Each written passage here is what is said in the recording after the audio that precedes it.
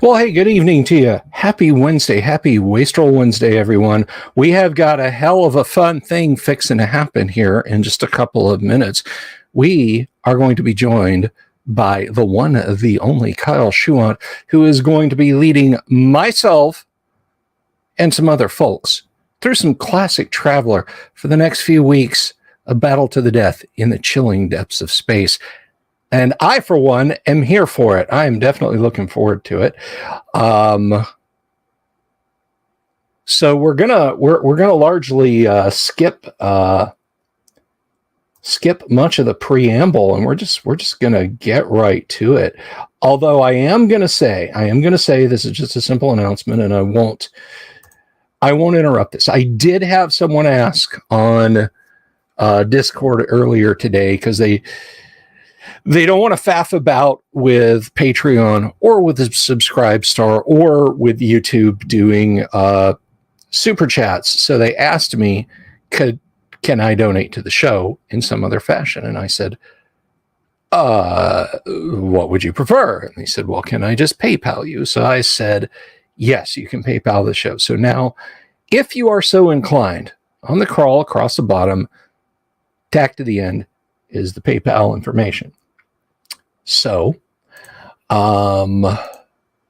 that's really all the show type news before we get going here.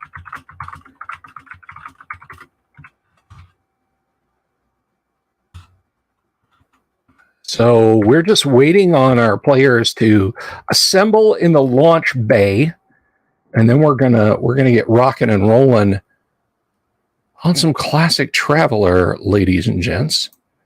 And I hope you're as excited about this as I am, because I'm pretty stoked. I so rarely get to actually play. I'm usually running stuff, and that's not a complaint. It is what it is, you know?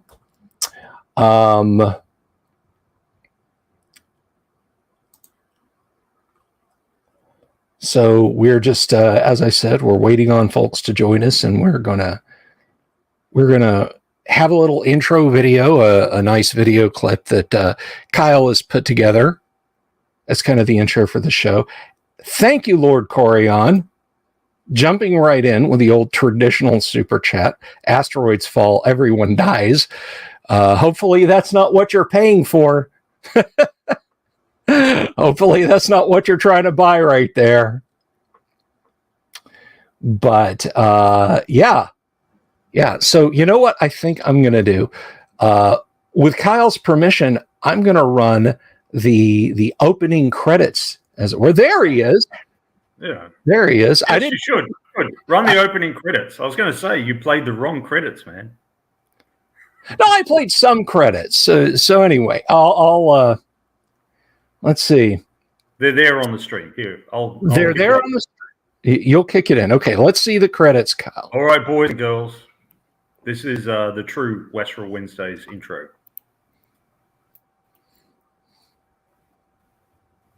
Now, it started in the middle. Stupid thing. Here we go. Well, some of you may have figured out we're not home yet. We're only halfway there.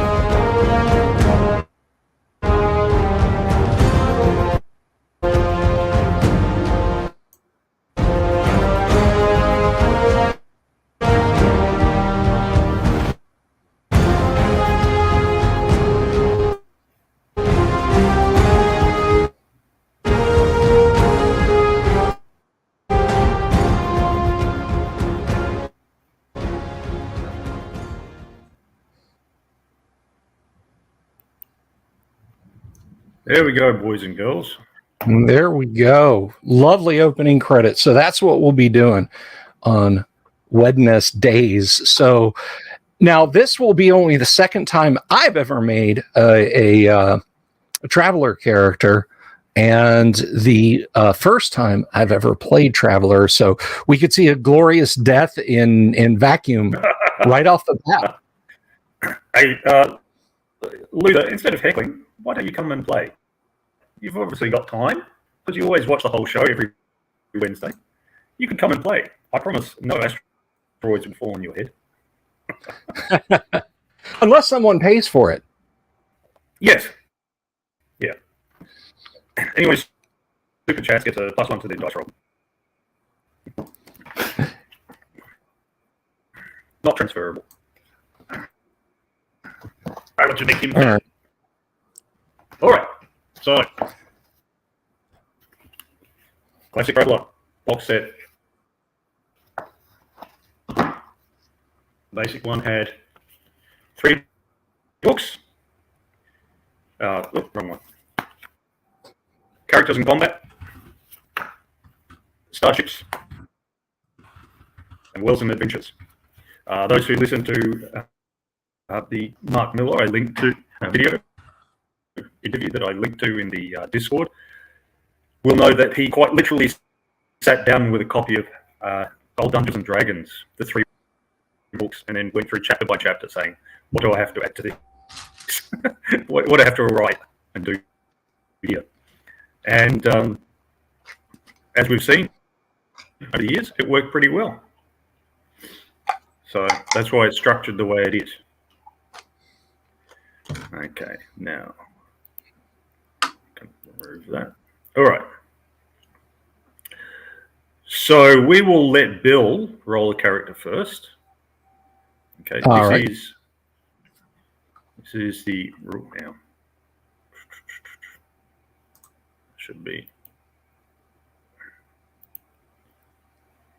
What's that? All right, let me find the. I've got my print copy, but so the boys and girls at home can follow along. Excellent.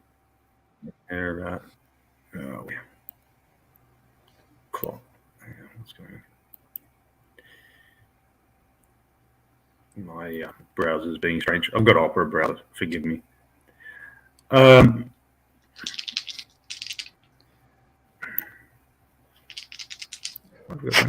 we go. Come on, Daddy needs a new hyperdrive. All right, now, so go along and I'll write things out. So you've got your first, you roll up your attributes.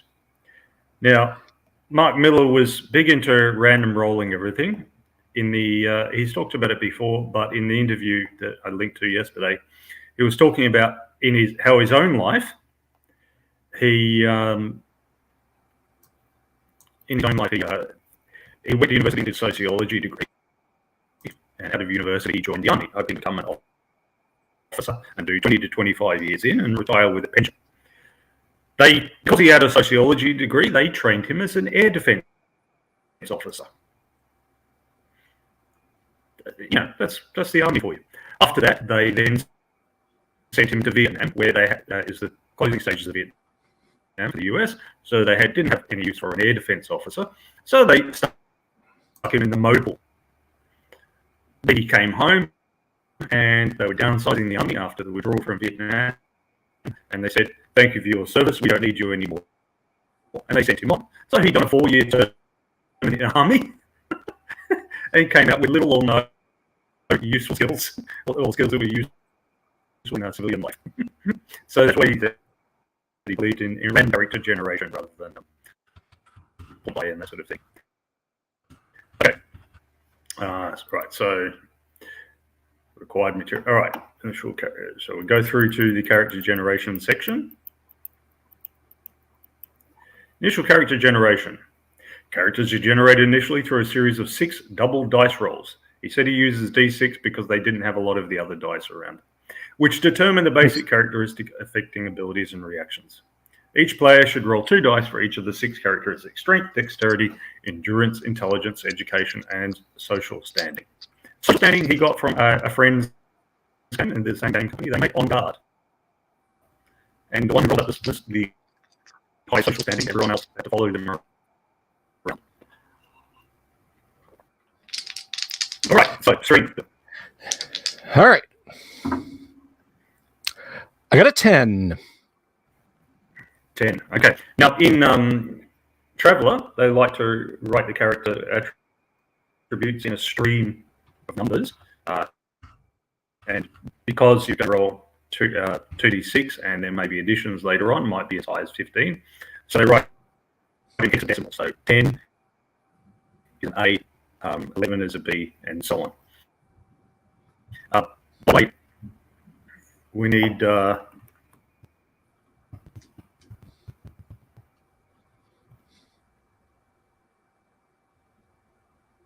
random value and gender. So roll 6. Evens you male, odds you female.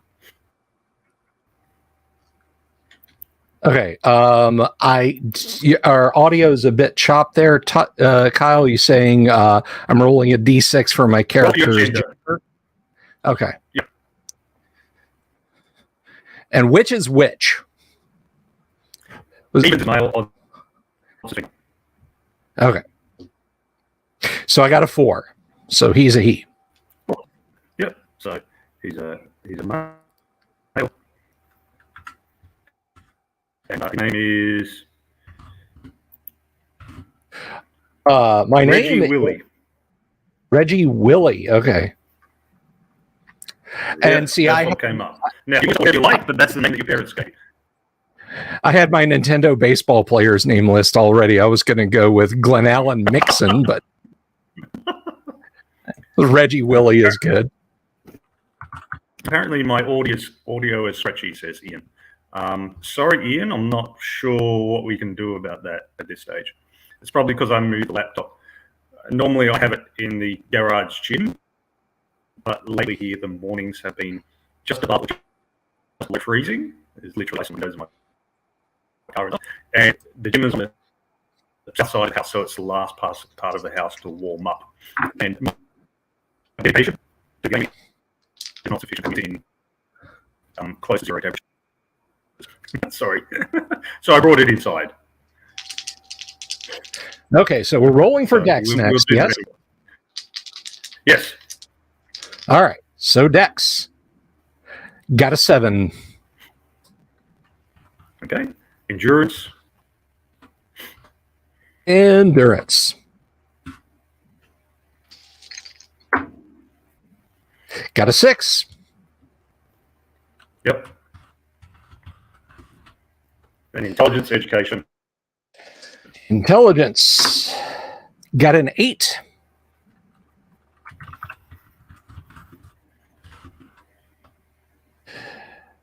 Education. An 11. Ooh. Strong and smart. And social standing. Got a 6. 6. Strong and smart. All right. Now we go on to choosing careers. Acquiring skills and expertise. You can try to enlist in one of the services. Okay. Let's check something. Yeah.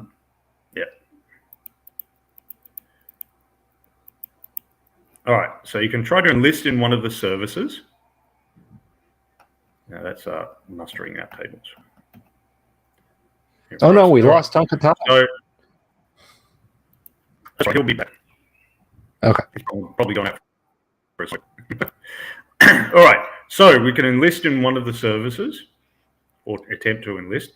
Navy, Marines, Army, Scouts, or Merchant. You don't need to attempt to enlist in other. They'll take anyone. Others like Rogue, Street Rat. I'm gonna go for the Navy. So I need an 8+, and I can add Yes. a total 3 If to you've that. got intelligence, Yeah, if you've got an intelligence of 8+, you get +1 to your roll. If you've got education of 9+, you've got a +1, so +2. So you've got +3. All So right. you need 5 or more on the dice. Okay. Done and dusted. Got a 10. All right. So they happily took you in. Okay. So while in the Navy, I'm smart. I'm good looking. Why wouldn't they? while in the Navy. Okay. So now, in your initial term of service, you get 2 skill throws. You can go for personal development, which is basically all attributes. Okay. When you look at this one here, you can go for personal development in this column. There are service skills, the actual jobs that you do in the military. And there's also advanced education. Advanced education is available if you have education 8+. Oh, sorry, advanced education normal. And then there's another advanced education one, which is for characters with 8+ education. So you can do any of those 4 that's in the Navy column. Which Okay. Well, I think for his first hitch, I'm going to do personal development. So we're going to throw a D6. Yep. And my education goes up 1. So my education is 12. I went straight into OCS. Yep. So and then the second one. Second one, I will do the second advanced education table, please. Yep. Okay, so it'll be medical, navigation, engineering, computer, pilot, or admin. Admin. Okay. You got you doing paperwork. All right. Now, you may also attempt to get a commission in the Navy to become an ensign. Okay, you need a 10+ throw, and if your social is 9 or greater, which it is not, you get a +1. It is not. Okay, I will attempt. Do you know the right people to get a commission? I know the right things, but do I know the right people? Let's see. No, I do not know the right people. You notice how Marines give you a bonus if your education is above average, 7+, and the Army if your endurance is above average, and the merchants if your intelligence is above average. Scouts don't have an officer class. So the Navy cares who you know, the Marines care what you know, the Army cares if you can run for miles and miles, and the merchants care about your problem-solving ability. Yes. But the Navy's pretty snobbish. Okay, survival roll. Now, you have intelligence 7+, so you get a +2 to your survival roll. So basically, I need a 3+. Yeah. And I made it. You made it. You didn't die. All right. Would you like to enlist? Red button next to the big round door. Would you like to enlist for another term of service? Absolutely. This time, I think I'm going to roll. Well, you have to roll. They may or may not take you. Mark Miller wanted to do another term of service in the Army, but they wouldn't take him. They said, thank you for your service. Goodbye. So is it the same 5+? It's 6+ this time. Oh, 6+. Yeah. Got an 8, so I'm good. Yeah. All right. So I'm going to take the second advanced list again, and the what is this? The second list? Well, there's 2 ones. There's service skills. Personal development, service skills, and then there's 2 advanced education tables. Only one of which is only available to education 8+ people. Okay, I'm going to do service skills and advanced 2. Yeah, but you only get one skill in your second term unless you secure a promotion. Okay. Unless you secure a promotion, which we'll check later. So which one do you want first? Well, I rolled for service skills, so I have gunnery. Gunnery. And I will roll for a promotion. Yeah. Now, for a promotion, You need 8+, and you get a +1 if you've got education 8+, which you do. So you need 7+ on the dice. Got it. Okay, so your ensign becomes a lieutenant, or sorry, in the Navy they'd say lieutenant. Okay, so you get a second skill because you've been promoted. Okay. Then I'm going to go ahead and do the second advanced table, and let's see that. Navigation. Okay. Now let's see if you survived that term while you're developing all those skills. Same survival roll. Yeah, 3+. Not a problem. Once again, I did not push the big red button. All right, so you're 26 years old. You've done 2 terms in the Navy, and now you're at rank level 2. You're a lieutenant. Lieutenant. So, which would you like to re-enlist?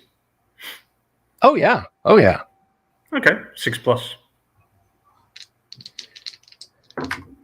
Got it. Alrighty. So you'll go for a 3rd term. So again, you get a choice of 1 skill: personal development, service skills, advanced education, or advanced. I think I'm going to go for service skills. And I got a 1. That's vac suit. Or no, that was advanced education. So this is ship's boat. Yep.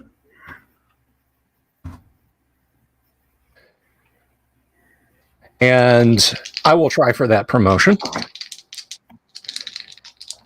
Is this 8 again? 8+? Yeah, well, it'll be 7+ because you've got high education. Yeah. 7+. Got it again. Got a 9. You must have sucked to the right people. All right, you get another skill then?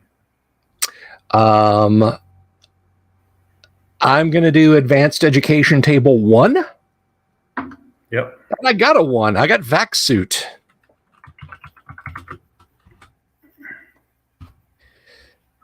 Yep. And you know what? I'll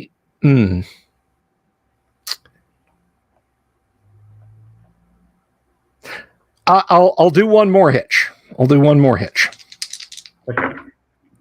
I did survive. Yep. All right. So next term, so 1 skill. They did take me, by the way. I rolled for that. Yep. And 1 skill, I'm going to do personal development this time. Yep. Okay, now I rolled a 6.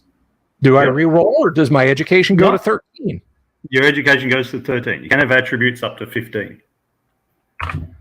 Excellent. Yep. I'll try so it now read A768D6. Okay. I will try for a promotion. I got it. You got it. Yeah. Racing through the ranks. Admiral. Commander, so you're equivalent to a lieutenant colonel. Okay. And let's do, you know what? I'm going to do personal development one more time. Okay. And that is a 2. So it's dexterity. All right. That becomes 8. That is it. I am done. Okay. You've still got to do another enlistment roll, because if you roll exactly 12, they go, no, actually, we're keeping you. Now, if they decide to keep me, do I still have to roll survival? Yes. Oh, you've got to roll survival for this term. So that was your survival roll. Okay, so I did survive. Yep. Now let's see if the re-enlistment or drafting retention roll. They did not draft me, so okay. I'll cash out. Leave after 4 terms. You're a commander, and you're 34 years old. Now there are mustering out benefits, and after 34, you start doing the aging rolls too. So Probably Yeah, best. Mark Miller was also saying that in yesterday's interview, saying he said he was 30 at the time that he wrote the aging tables, and so he just did his best guess at when people would do the aging checks. And he said, like 35 on, probably people start slowing down, he said. And he said, now, all these decades later, I realized, yes, that's true. It really is. All right, now, the mastering out. I might have consult my written parts. So, Tonka Todd is back. We're going to bring him up out of the green room here in just a second and let him start his character. This ought to be fun. And I apologize to everyone for not dying during character creation. well, he didn't choose the high risk one. Navy isn't the high risk one. The survival ones with the low survival is like army and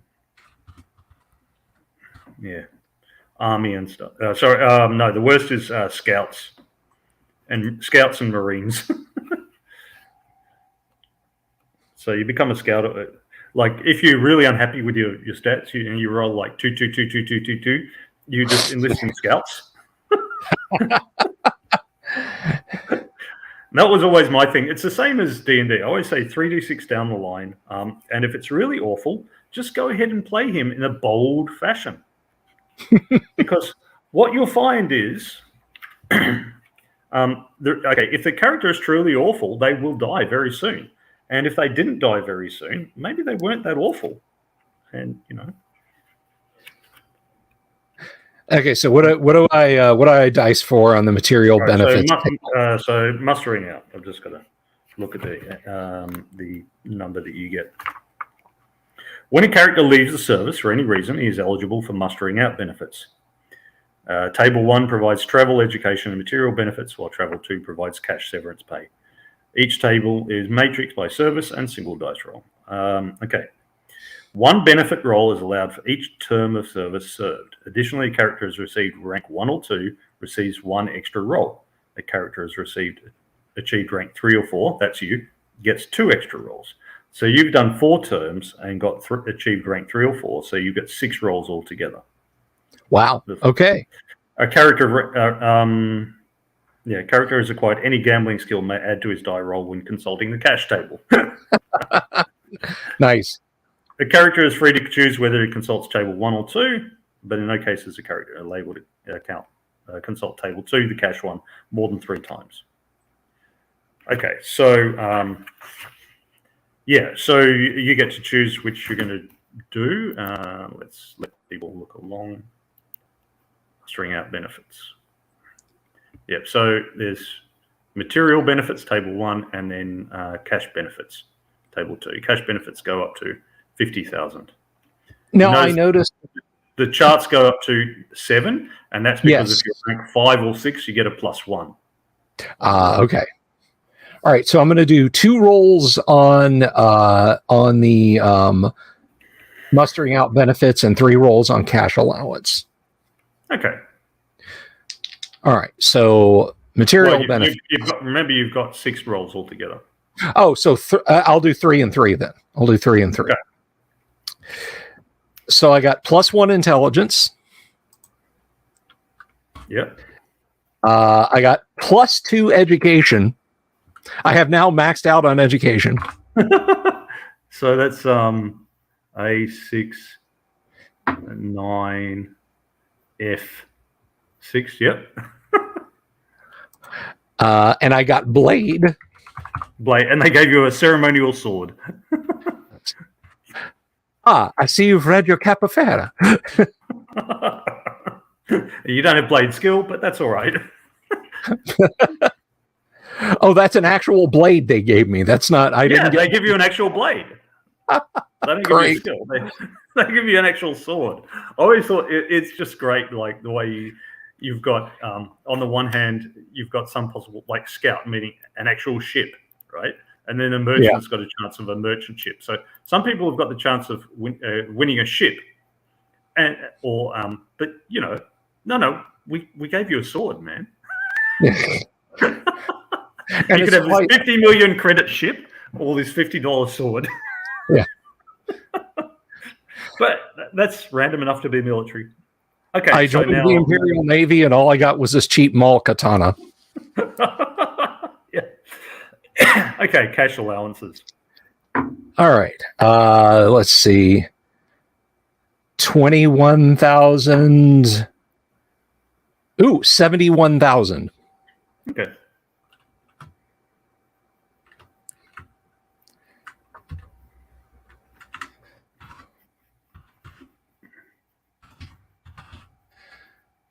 All right. I think. I was about to say, hey, I think Tucka's probably ready, but he's. Okay, so I'll just type it out in private chat, and you can put it on as a banner.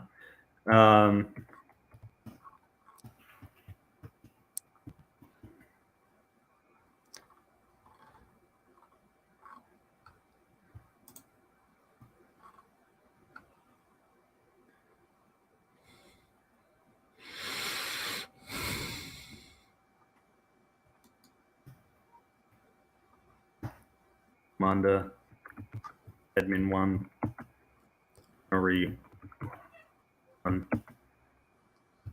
navigation 1. Ship's boat. So ship's boat is piloting of the smaller ships, like a shuttle. Okay. I think Damien's got the right of it. It's like the swords in the U.S. Marines commercials.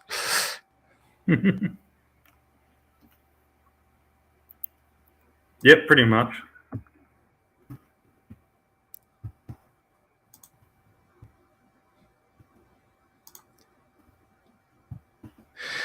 Okay, I think Broham got bounced by computer issues again. Hopefully he'll be rejoining us, but there we go. There's your character.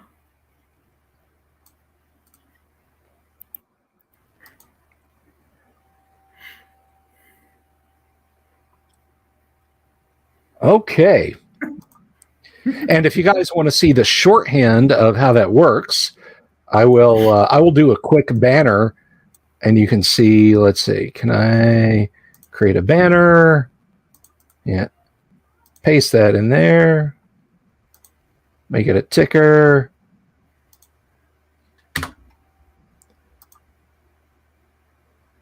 And that is all of my character. My character sheet that I typed as we were going is vastly more elaborate than that.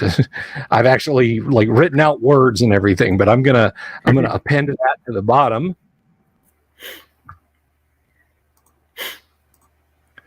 So Reggie Willie. I like how and your social status didn't change. You're still just a little bit below middle class. Yeah. Despite becoming a commander.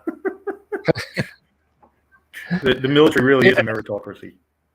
You can take the commoner out of the commonplaces, but you cannot take the commonplaces out of the commoner. All right. Pretty much. Tonka Todd, I am adding you to the stream. Let's see if you die in the cold expanse of space. Welcome, Tonka Todd. Oh, I am here. Can y'all hear me okay? Yes, we can hear you just fine. Ian asked, which books would you Okay. think to purchase to get started in travel? Looks like there are many little black books. Yeah, so I'm using, I've got my print edition of the 1977 books, the original books. There's also a 1981 edition, which is not marked as a second edition or whatever, but it's substantially the same. They've just cleaned up a few of the tables and changed the odds here and there.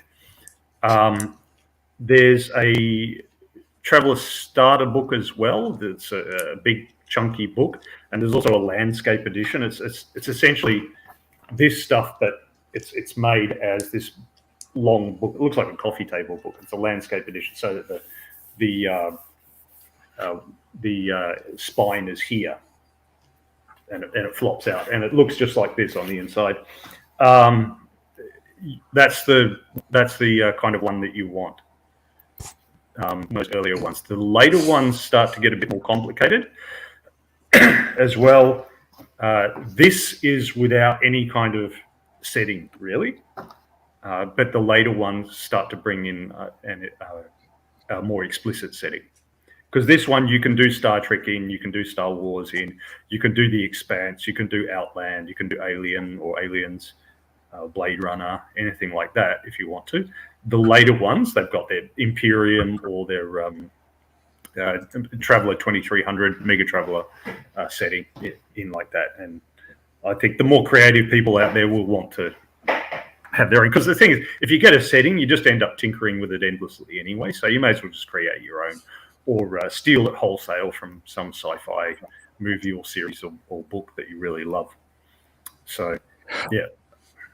So I did put a link there in the comments for those of you who want to check that out. First of all, just for the sake of the algorithm and so everybody knows, we are not sponsored or promoted in any way by DriveThruRPG. However, if you wish to pick it up, you can get hardcover prints for $22 plus the PDF. And this will give you the core rules, the 3 books that we're using, in a single 8.5 by 11, and added additional material on how to play. And it adds the short adventure Shadows from Double Adventure 1 and Exit Visa, 160 pages. And the PDF is 10. The hardcover standard color is 22.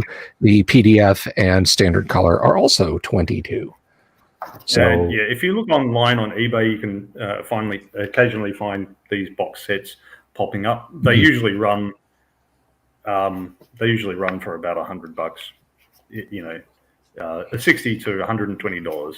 So it depends whether you think that's worth it. I probably wouldn't bring this out at a table full of cheesels and pizza with the gamers, but if I use it myself, it's not a big deal.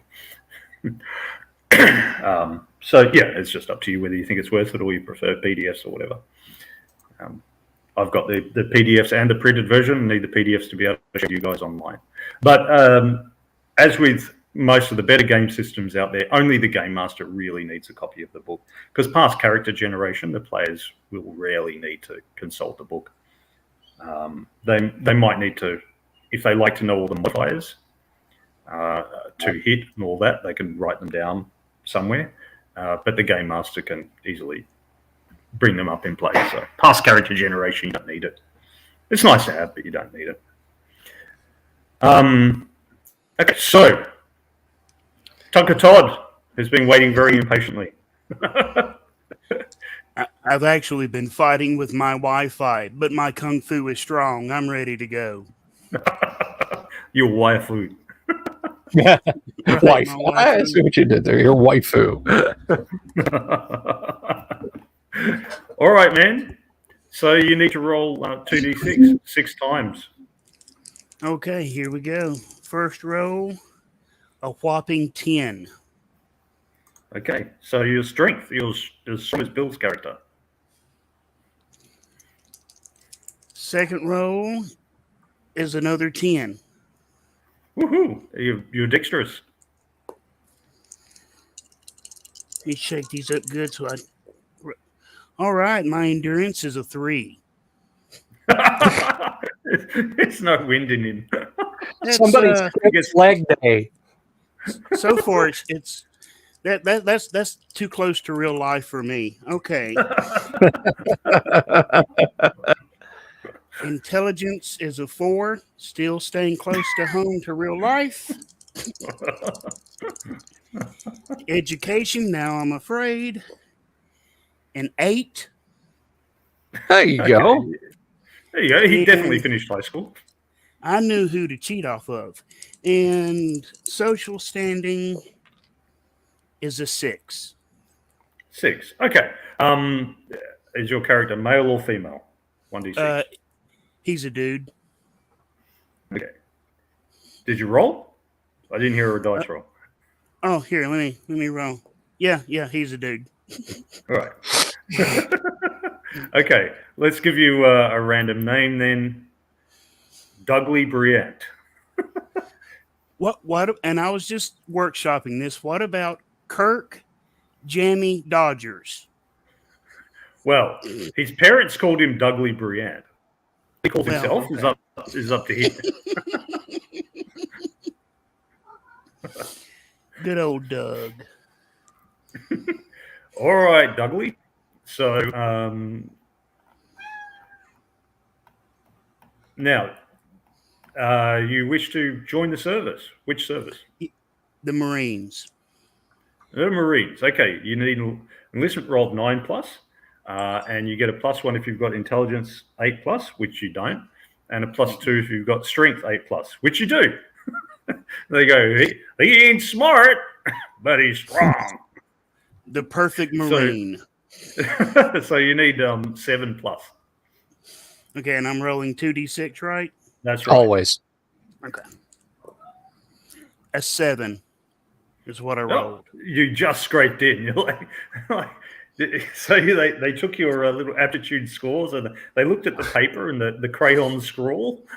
And they went, well, I'm not sure. And then the PTI came running over with the. Do you see how many push-ups he did? Did you see this? Well, not the run time. Don't look at that. But do you see how many push-ups he did? And you know how you have to do chin-ups? Yeah, he helped the 3 other guys pass because he held on to them while he was doing chin-ups. And he knows which crayons taste the best.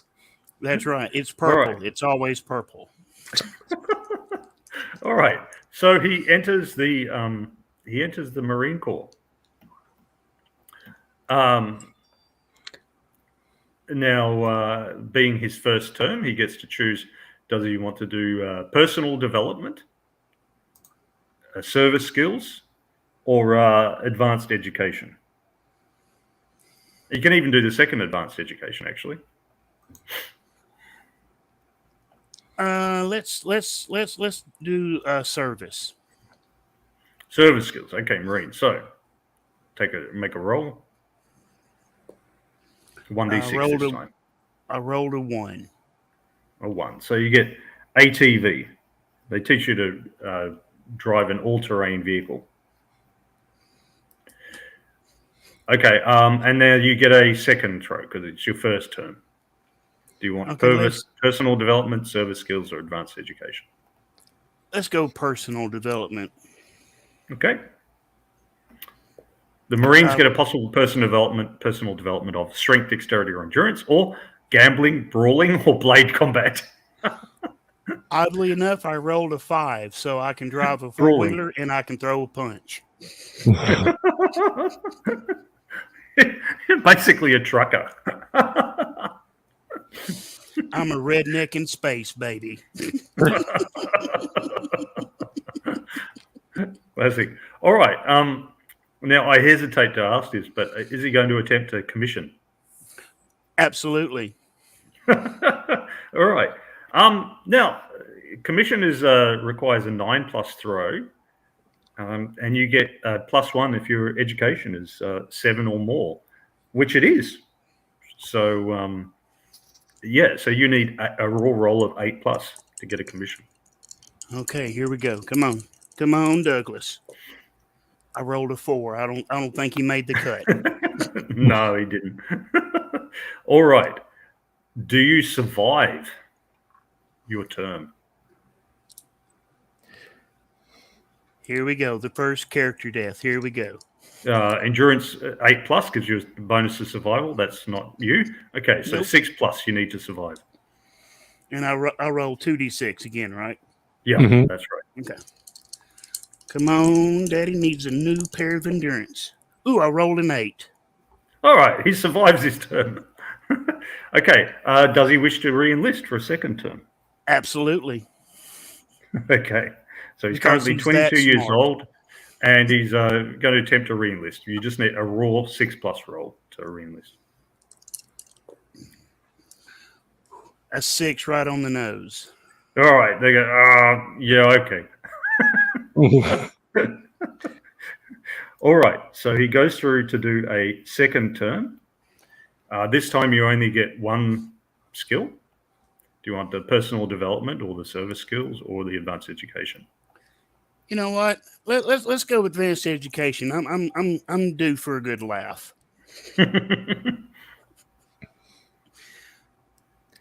Okay, yeah, 1d6.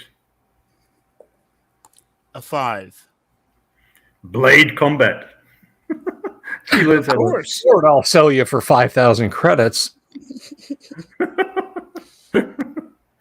All right. The ceremonial Navy sword. So you use blade combat. All right. Do you attempt a commission? Absolutely. Okay. Throw for it then. So you need 8 or more in your case. I rolled a 10. 10. Oh, they commission you. I threatened him with my blade abilities. They commission you as a lieutenant. Okay. They commission you. Because you've been commissioned, you get a skill.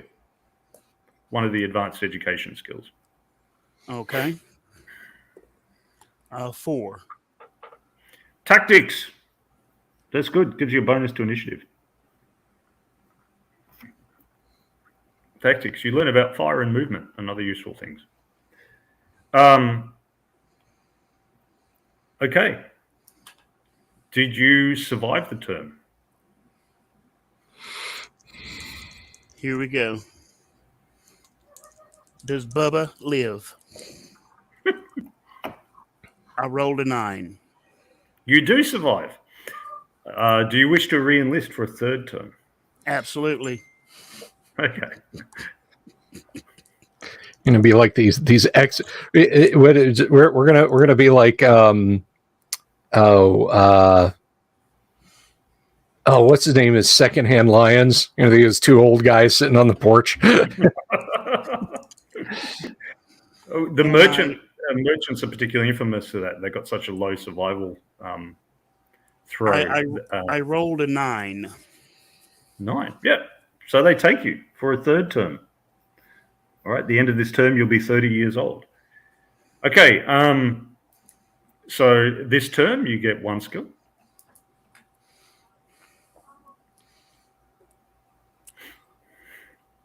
Let's go service skill. Yep. 3. 3. So you get another one of blade combat. So you got +2 in blade combat.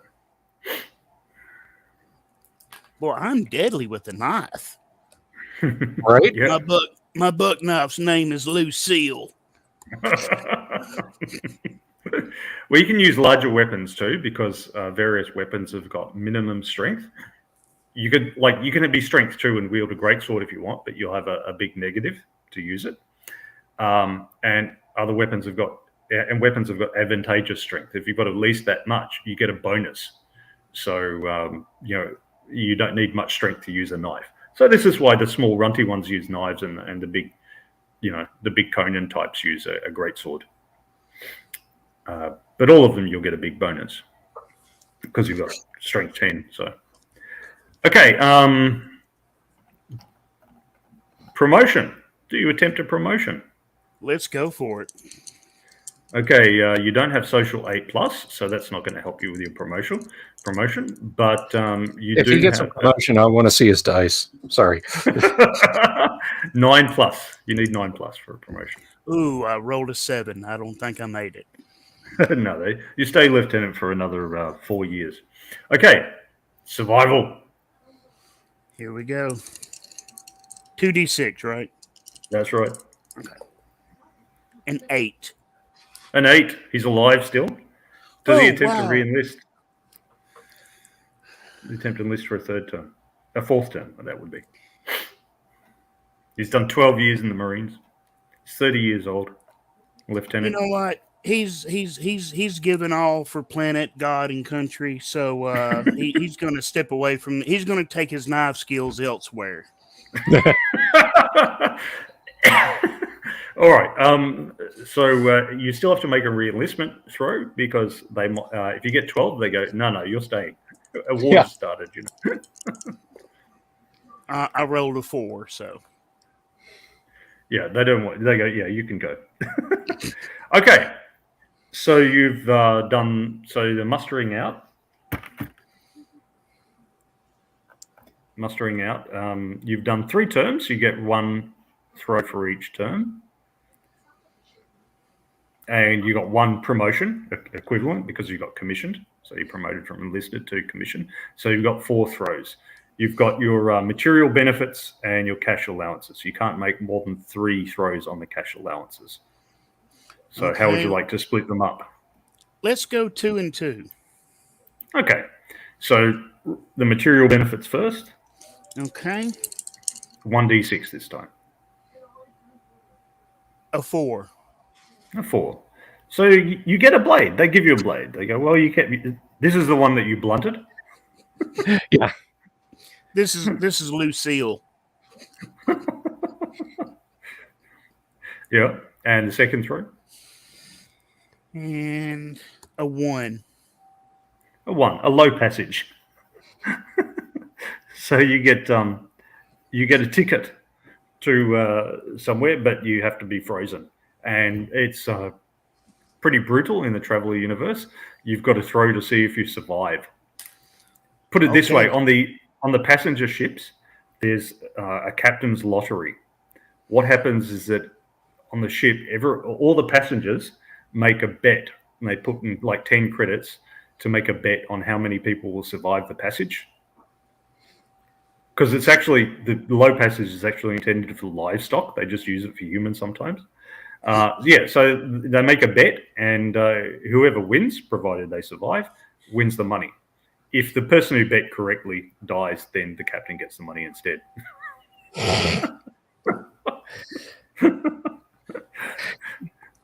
Gambling is unhealthy.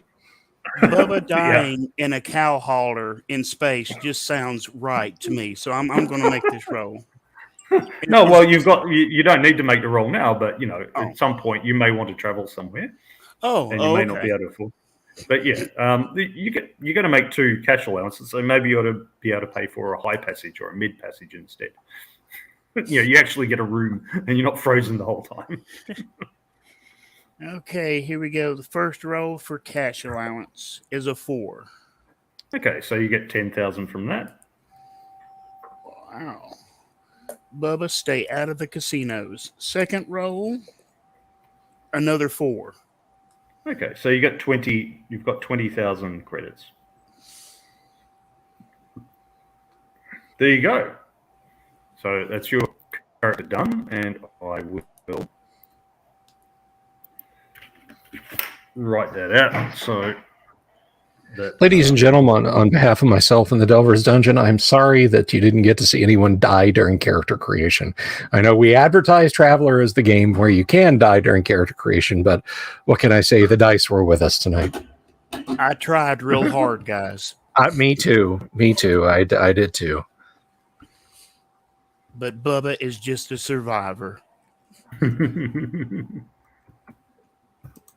That's okay. I'm sure when we're hauling some unrefined fuel and have to make an unscheduled stop on a planet and find some leathery egg-shaped things, it'll all come together. Look, I can look like a hat. Importantly, he has no vac suit skill. Yikes. Well, that kind of follows because, I mean, would you really trust Bubba in a vac suit in outer space? No, you would not. But there's so many useful things that vac suit does cover that isn't just a spacesuit. Now, it's funny that when we were going through the skills as we were creating our characters, I'm reminded of my uncle telling me his first or second day in basic training in the Navy, and this would have been in 1948 or 1949. They had them all lined up in the DI, and they had Marine DIs. The Marine DI marches along the line and says, "All right, which one of you sorry sacks knows how to drive a bulldozer?" Nobody raises their hand, and he says, "Okay, who would rather? Which one of you wants to learn to drive a bulldozer?" And a couple of guys raise their hand, and he's like, "All right, you and you." And he says, "And y'all know how to drive a dump truck?" A couple of guys raise their hands, like, "All right, come with me." And he steps over to the side, and there's two wheelbarrows and 2 shovels, and he says, "You two drive those dozers, and you two drive those dump trucks. I want a hole this big duck.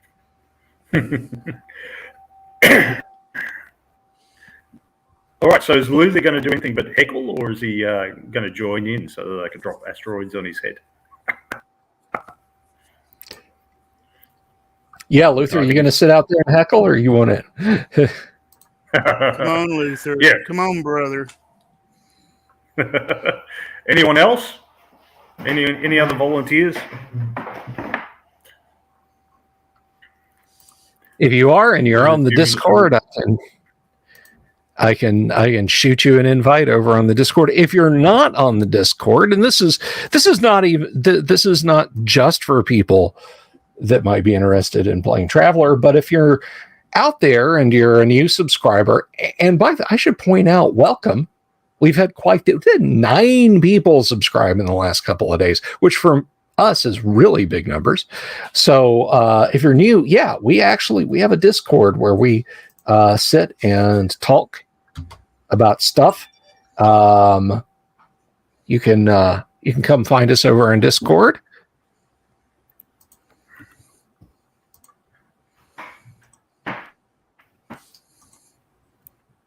Okay, so yeah, character generation is just exactly that simple. With the Tunker's character as a banner.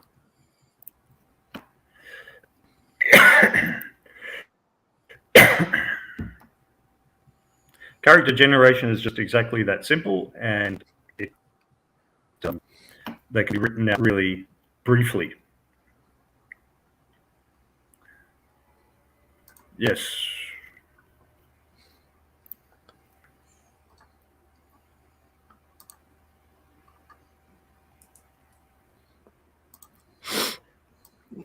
Now I did. I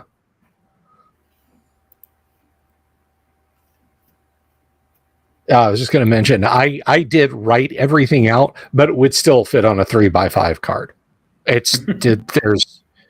There's just not much to it. Yeah, it's the same with a lot of these games. So it's easy for your character to die, but it's also easy to make a new character. So that's not too bad. Mm-hmm. Well, that's also got to be one of the main appeals for this game is you don't need big character sheets. You can just whip out an index card and you got a character. Yeah. Well, Mark Miller was saying, he was very influenced by that because, like D&D, old D&D was pretty simple as well, and of course, his friend made On Guard, where you could have a very simple character, and then On Guard, they didn't have any rules for character progression because you were expected to make a new character each time you played. It was just a one-off thing. So. So character generation had to be quick. You don't want to spend 3 hours to make your character just to play it once. You let the dice fall where they may, and you find yourself playing some character you level with yourself. Okay, so Tonka Todd and myself will be exploring deep space here just as soon as I get done with my character's backstory that I'm penning right now. Back to that.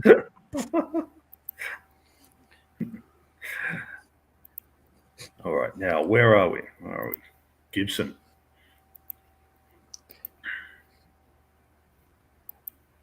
Okay.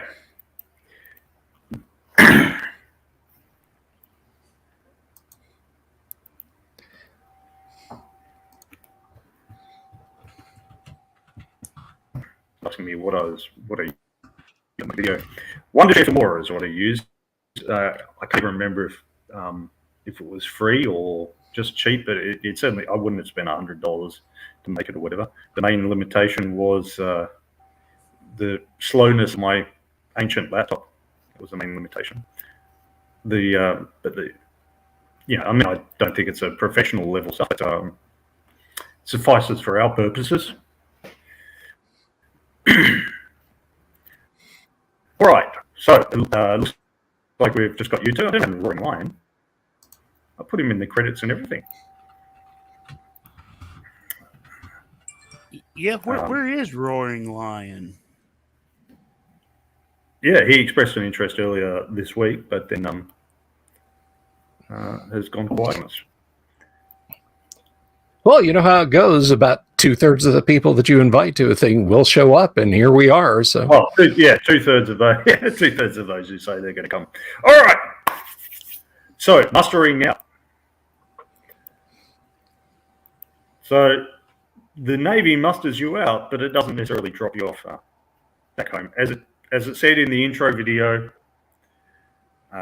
you guys might have noticed we're not home. We're not where we expected to be. They drop you off on Gibson. Okay, now Gibson is a world in the author subsector, so called because all the systems in the subsector are named after sci-fi authors. The worlds of Aldous, Anderson, Anthony, Asimov, Atwood, Ballard, Baxter, Bester, Bradbury, Bradley, Brin, Bujold, Carter, and so on.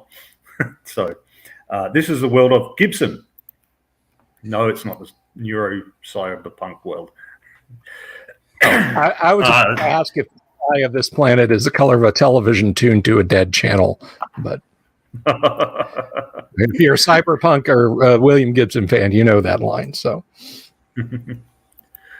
all right. Now, for those who where's that link? So, Traveller also, as well as having the hexadecimal system for its characters, it has one for its worlds as well. So the world of Gibson, I'm just putting into the chat. That, and if anyone wants to follow along at home, this is what those numbers mean. So the first number, E, refers to the first number E refers to the kind of starport. Starport description, and I put a link to of the second survey data. What's in the starport description? E, frontier installation, essentially a marked spot of bedrock with no fuel facilities or bases present. There's just a warehouse. The next one is size. Okay, the size of the planet. Size 5 is 5,000 mile diameter or 8,000 kilometers. And then the next one is atmosphere 6, code 6, standard breathable. It's a little bit on the thin side maybe, but standard and breathable is the atmosphere here. But because it's a smaller size, it's about 50% Earth gravity. The next number along is the 7, the hydrographics. 7. So the planet is 70% covered in water. After that, the population exponent is 6. So it's got millions of inhabitants, not tens of millions or billions, but millions of inhabitants. After that, government type 7, balkanization. So it means that there's multiple governments. There's no single government of the planet, just like ours. The last one before the dash is the law level 4, which is very important to player characters. Law level 4, light assault weapons are prohibited, and also underneath the machine guns, assault rifle, automatic rifles prohibited, portable energy weapons prohibited, body pistols, explosives, and poison gas prohibited. But yeah, you can have personal concealable weapons.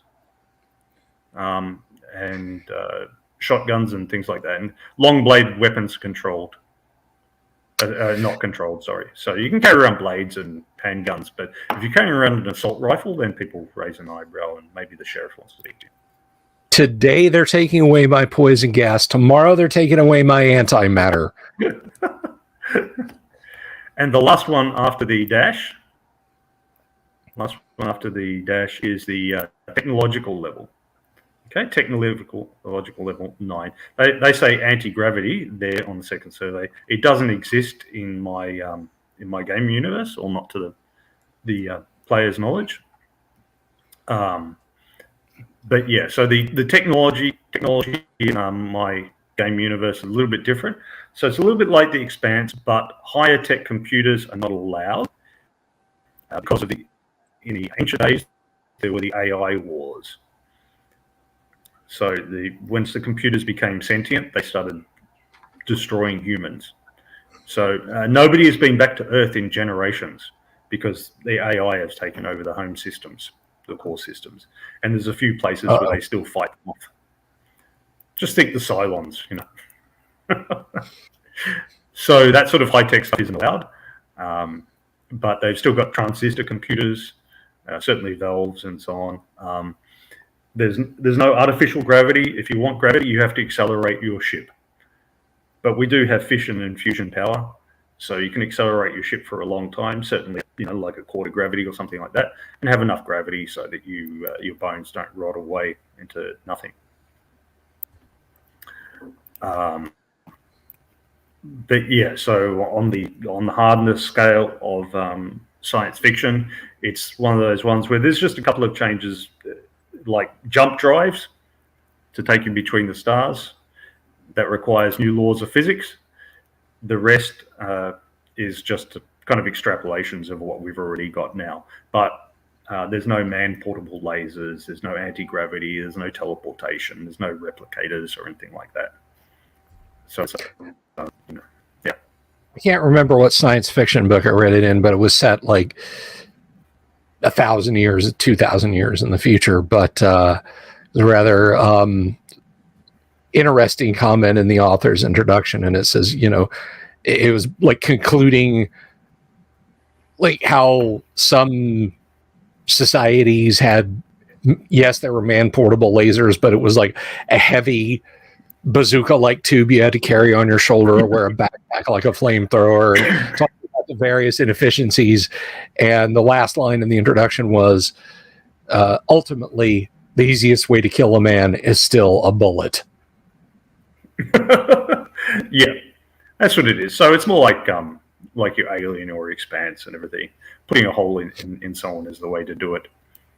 Lasers are more used to deal with torpedoes and things like that, because the laser has to be targeted on the thing for a while to heat it up enough so that it breaks apart.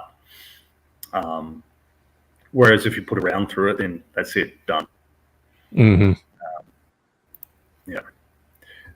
Do your characters know? Oh, yeah, the one with gunnery. Yeah, so you've got gunnery. So you, like I said, the ships have lasers because they've got an enormous power source in the fusion reactor. So they have lasers, but they're mostly used for shooting down the torpedoes. You only put them on a ship if you were right next to it, and therefore you could like really target the energy for a long time. But a little burst of a laser will not normally do a huge amount to a ship. The real ship killers are the torpedoes, unless you're horribly close range, but nobody likes to be horribly close range because then you just both get killed. Right. It's the space combat is a bit like what paramedics say about a knife fight. How do you tell the difference between the winner and the loser in a knife fight? Well, the loser's dead on scene and the winner dies in the hospital half an hour later. So yeah, that's why it's better just to ambush them, or preferably bring it down to marine combat. Catch them on the planet's surface and drop a kilometer of ice on top of them. Yeah, pretty much. Yeah, though that's weapons of mass destruction, and that's pretty much banned in theory. But you know, it's a big universe. Right. If you land and you do, if you land on a ship on a planet and you do it. They do an inspection, customs inspection, and find nuclear weapons on board, you'll probably find that your ship's impounded. Much like the modern day. Much like in modern day. Can you imagine that? Like, this ship shows up in San Francisco Harbor, Port Authority goes to do an inspection, and they find this big warhead there. What's this, guys? That's nothing. It's just a mock-up for a movie or something. I know what this is. This is an espresso machine. Very powerful. Heats it up very quickly. Oh, Arnie and True Lies. No, wait. It's a snow cone maker. Those are medical WMDs. Yep. All right. So you're still with us, Tunker? I'm here, baby. All Me and right, good. Lucille, we're hanging out. He's a man who waits his turn. You don't need to wait your turn. Feel free to interrupt. Me and Bill interrupt each other all the time. Absolutely. All right. So I'll interrupt at the drop of a hat. the Navy drops you off on the world of Gibson, which is a fairly pleasant world. It's light gravity, which is always a relief after having been going and doing heavy burns. Because in the Navy or the Marines, they do those heavy burns. There's no gravitational compensators and that, so you get flung around in your ship in a pretty nasty fashion. So it's quite pleasant when you're down at half of gravity. It's just enough gravity to, so that when you put things down, they'll stay down, but not so much gravity that, makes your back hurt or something. And the air is fresh, a little bit thin, but it's fresh. A large chunk of the planet is green and nice. The sun is bright in the sky. The day is a bit short compared to your normal watch. It's an 18-hour day. They land you at the shuttle comes down. It's like it said, a marked piece of bedrock with a warehouse and a windsock next to it. And on when you land, you can look out the portholes and you can see the warehouse. And it just says, "Welcome to Bakertown." And it's like a banner that somebody's hand painted and put up across the front of the warehouse. And the warehouse doors are open. And you see, there's a couple of ATVs, all-terrain vehicles that are sitting around outside the place, outside the warehouse. And you can see there's, pallets and things therein.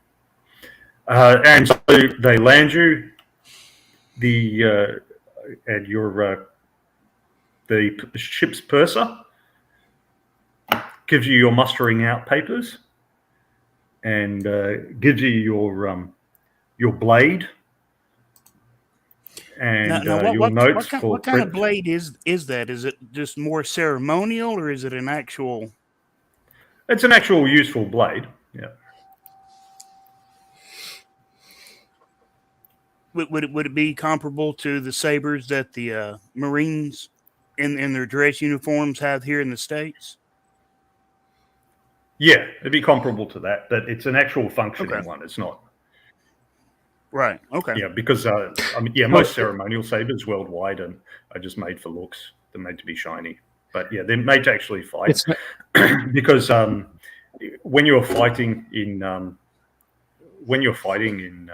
vac suits, a blade could be instantly deadly because you just cut a hole in the guy's suit. And not so clumsy or random as a blaster. Yeah, he stops bothering you for a bit. And it also has the advantage that it doesn't put holes in the ships themselves. So there is a bit of use for blade combat. Not as much as some Marines would like, but there's still a bit of use for that in fighting. It's like what Bubba says, blasters are so uncivilized. It's much really to gut somebody, yeah. He doesn't like you. I don't like you either. I have the death sentence on 12 systems. Stab. Looks like I got a reward.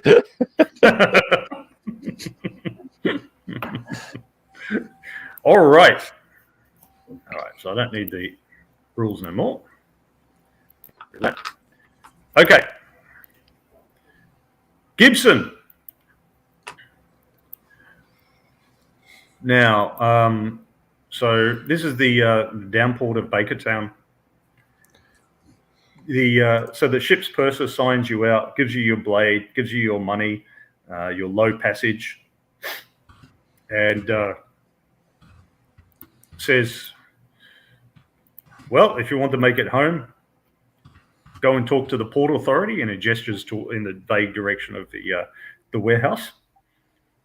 The Navy has business elsewhere. Good luck with the rest of your lives. And he ushers you out, and you go past your fellow Marines guarding the door. The purser will be around later on, obviously, to take on some more food supplies and things like that.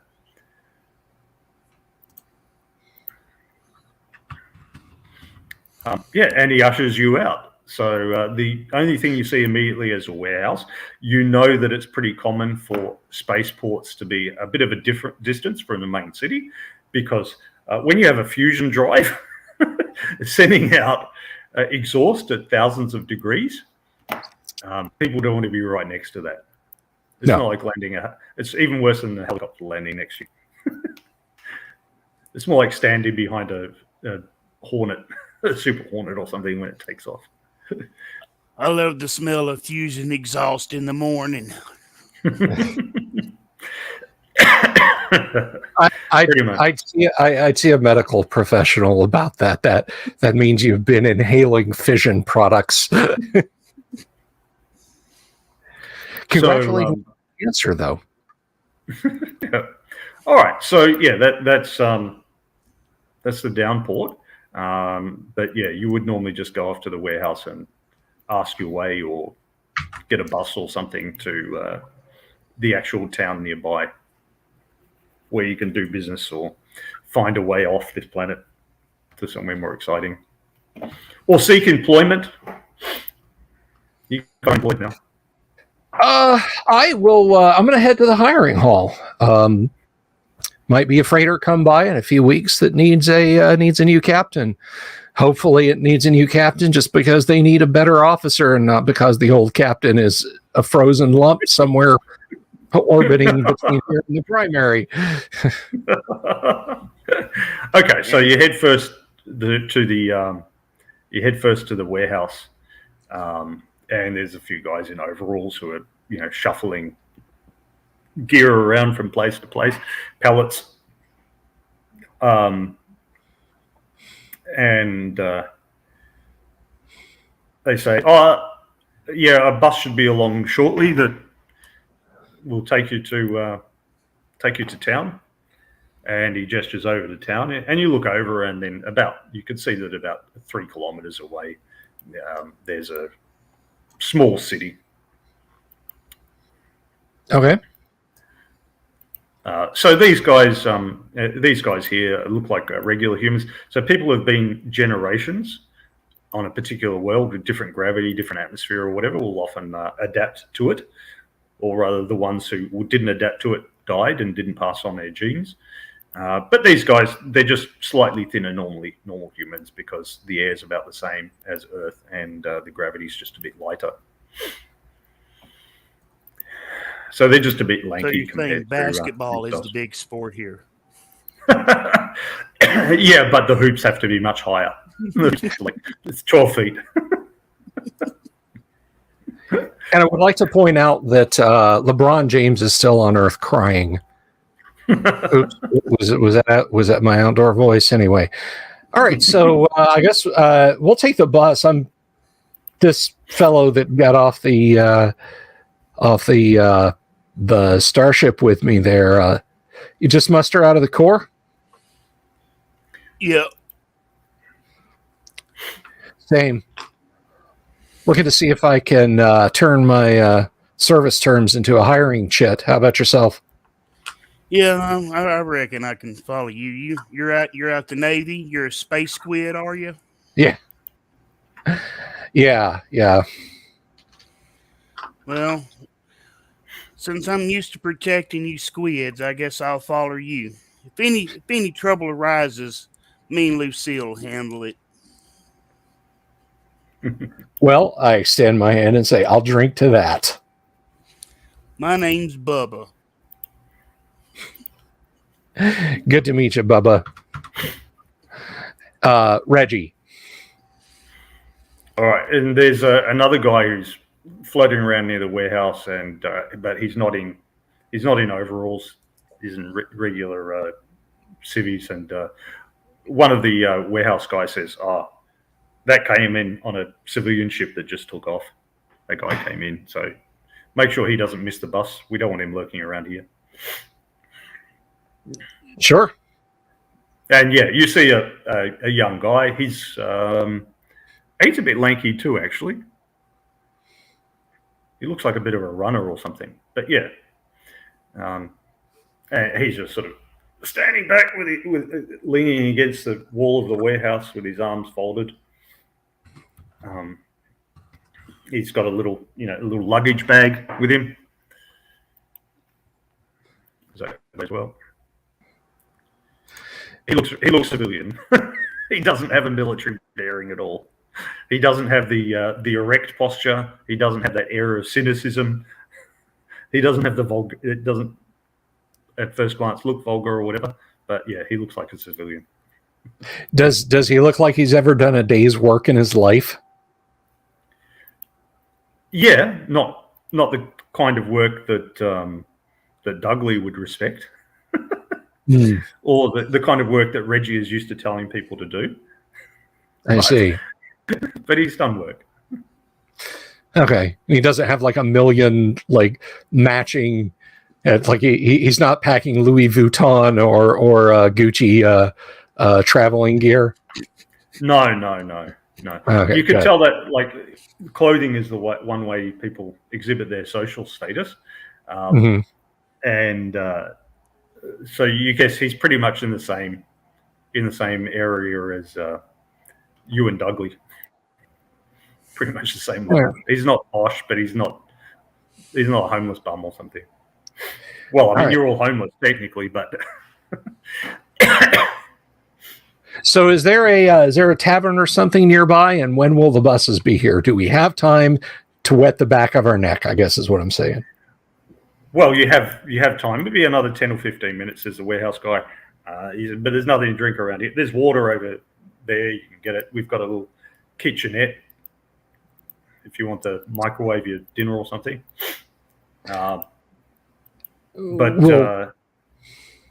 They don't give y'all nothing stronger than water. How they expect y'all to work?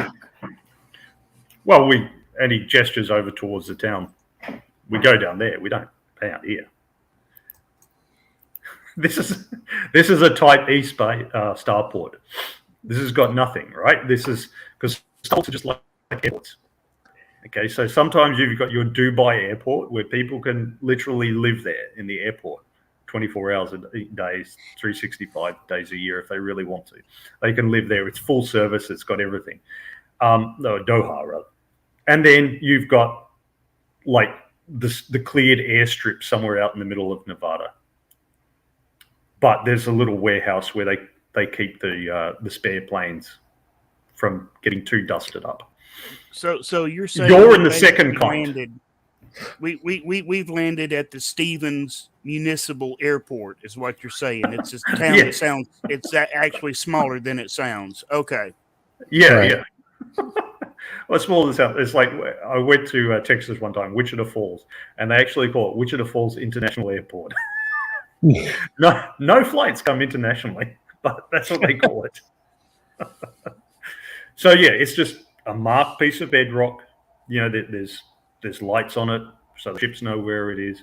But there's no radar system. There's no traffic control. There's just the warehouse, and then the local guys have a CB radio. They talk to the local truckers and bus drivers with. So when the ship landed, one of the warehouse guys got on a CB radio and said, "Hey guys, send the bus over. There'll be some people who want to come to town." But yeah, it's low service. The services are in the city. Remember, on the whole planet, there's only a few million people. There's 2 vending machines, and sometimes they are even plugged in. There's actually the shell of a vending machine there.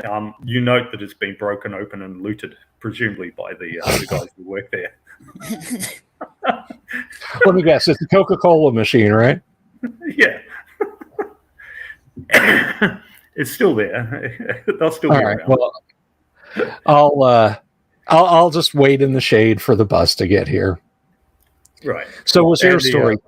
the warehouse guys are loading up the Navy ship, the shuttle that came, because they're getting some food supplies to take back to the ship. Sorry.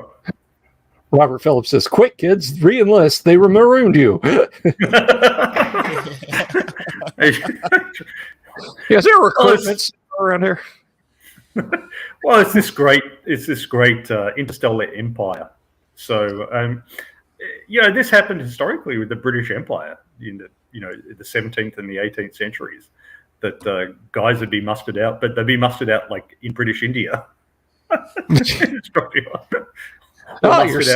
need to get back to England. Well, we don't accept passengers, however. Well, we hope that you've saved up. We've been paying you for 20 years. Didn't you save something for your passage back home? Yeah, so I'll stand in the shade and wait for the bus. So, kid, what's your story? Are you talking to the civilian? Yeah, the civilian. He says, good morning. My name is Benjo Campen. My story? Well, I'm traveling, looking for seeing the universe and looking for some good work.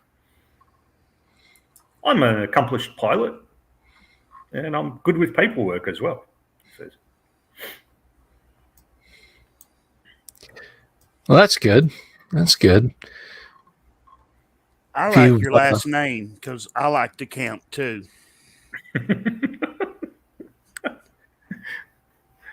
If you got some stick time, you should be able to find yourself work easy once you get to a better spaceport. That is. Yeah, you see, I've been to more glamorous places. See more glamorous places. This isn't it. Let me find my map. Well, he's a pilot, so he'll probably have a map, so I can share that with you guys. Okay.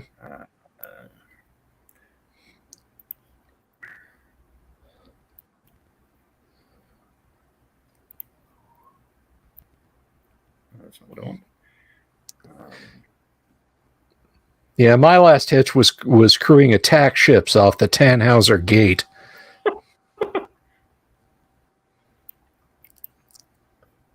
Just made it off one that caught on fire.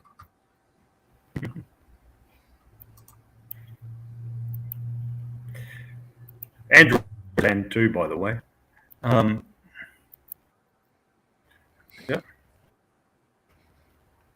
So that's the subject map.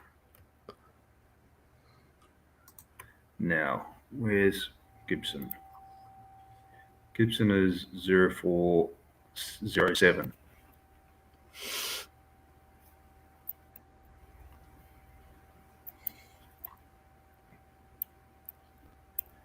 Okay, so Gibson is down here. Nearby is Clark, Le Guin, Lieber, and Helderman. They're all within one jump. So the hexes are 1 parsec, and so a basic ship. Ships are rated by how many jumps they can do. 1 through to, in theory, up to 6 in my game universes, just goes up to 3. But and all jumps take a week, whether it be 1, 2, or 3 parsecs that they have to go. So if you've got to jump one ship, then you can go to any of the adjacent star systems. The letter above it indicates the type of starport. So Clark has a type A starport, that's pretty flash. Le Guin has a type D. Lieber has a B, and Helderman also has a D. And you're here with the type E. The little triangle indicates a scout base. The circle with a dot in the middle indicates the gas giant, and some with a star indicate like Clark and Le Guin indicate a navy base. Gas giant. That's what my wife calls me sometimes. Gas giants are useful because your ship can and fuel basically. frequently got it done. But the issue of or the hassle, rather, of picking it up. All right, so the bus comes along. It's like a little mini bus. Comes maybe 12 passengers. Comes along, and the driver leans out and says, "All right, anyone wants to head over to Bakerton?"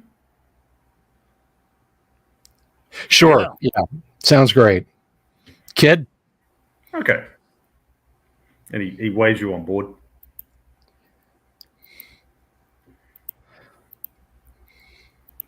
Waves you on board. All right. And everyone get... Yep. No, I was just going to say, how much for the ride? 10 credits. I'll cover all three of us. Oh, that's very kind of you, says the civilian. Very kind of you. What's his name? Benjo. Benjo. Very good.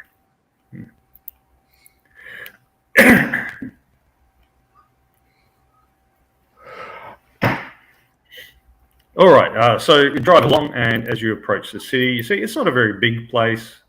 Most of the houses are made of wood or stone, not very high tech. Mm-hmm.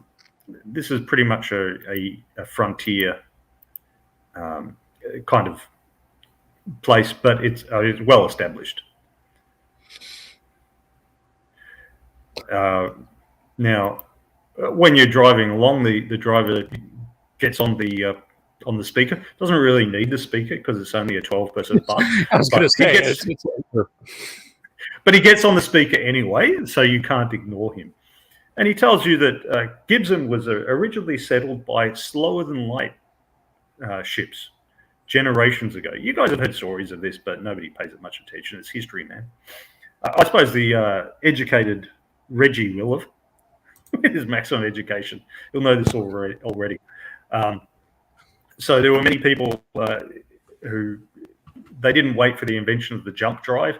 They just jumped on generation ships or on ships where everyone was, because cold sleep was invented before jump drives were.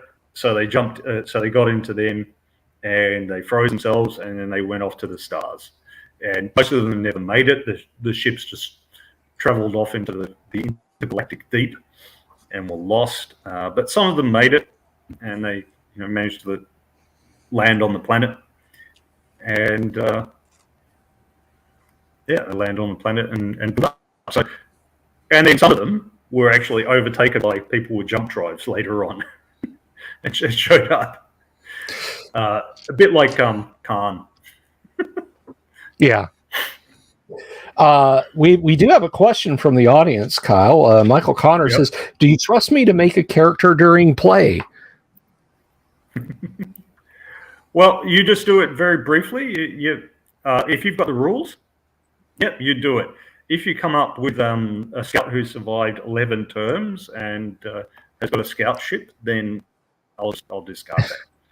But yeah, in general, I trust players. If I suspect that they cheat a lot, then I just cheat back, and that balances things out. So, go for it, Michael, and then jump in the stream when you're ready.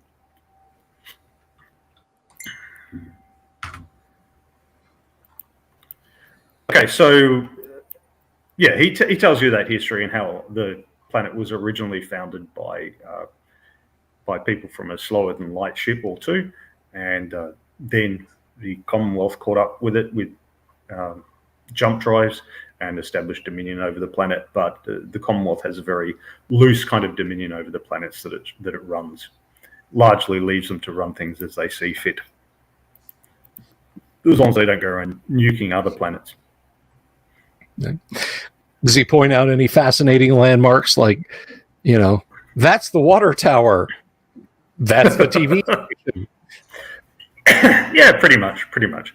So the area that you're in, there's sort of forest to the north, and then there's more kind of scrub off to the east and the south. The land is a bit rougher there, and he says, yeah, that's where we harvest timber. And over there, and then over that direction, there's a lot of farmland. And then to the south and the east, there's not much. There's some nomadic tribes that still haven't accepted civilization and stuff. They reverted when they came on their slower than light ships, they brought embryo humans, but they also brought embryo cattle, goats, sheep, and horses, and so on. So there's some nomadic types, and some of them had advanced to using internal combustion engines for their nomadery. So, but they largely don't bother us. So that's where you get the sense, oh yeah, the place is balkanized. There's a civilized bit. So yeah, the city of Bakerton has got a couple of 100,000 people in it. And the planet as a whole is non-industrial. So they can make some pretty basic stuff for themselves, but largely they're importing it. This is the difference. Really, there's difference between technology level in terms of what you can produce and technology level in terms of what you can use. Like Rwanda uses smartphones, but they don't produce them. This is tech level 9, but they don't have enough population to have a real industrial base. So they've got a lot of ambitious people like, yeah, I could do it. So think of a country like, I don't know, Romania or something like that. They produce a lot of educated people, but they don't have a lot of opportunities there, and so they will tend to go and live in France or Germany or the United States or somewhere like that, where they can actually use that Masters of Engineering. If you import computers, you'll produce a ton of gifted programmers. But if you don't import computers, nobody's going to say, hey, let's grow our own silicon wafers. Yeah, pretty much. I can't help but think this is the type of planet that Bubba grew up on. It seems right. Well, if you ever play Mongoose Traveler, which was their remake from about 15 years ago, they actually have that as you roll up your background planet, and then they give some background skills, because they have a more exclusionary view of the skill use, that if the skill isn't listed, you can't do it. Whereas this is classic Traveler, so if it's listed, it just means you're particularly good at doing it. You can give a go to just about anything. It's just that it's just a matter of how well you'll do it. But if you have the skill, you can do it. And level 1 in the skill means you can do that professionally. Like level 1 medic is a paramedic. Level 2 is a nurse, and then level 3 is a doctor. And if you've got level 3 medic and a high dexterity, you can be a surgeon. So, even just one skill level is pretty powerful. You're a professional. I'm a bit scared to think of what a professional brawler and blade guy does in the modern day, but future world.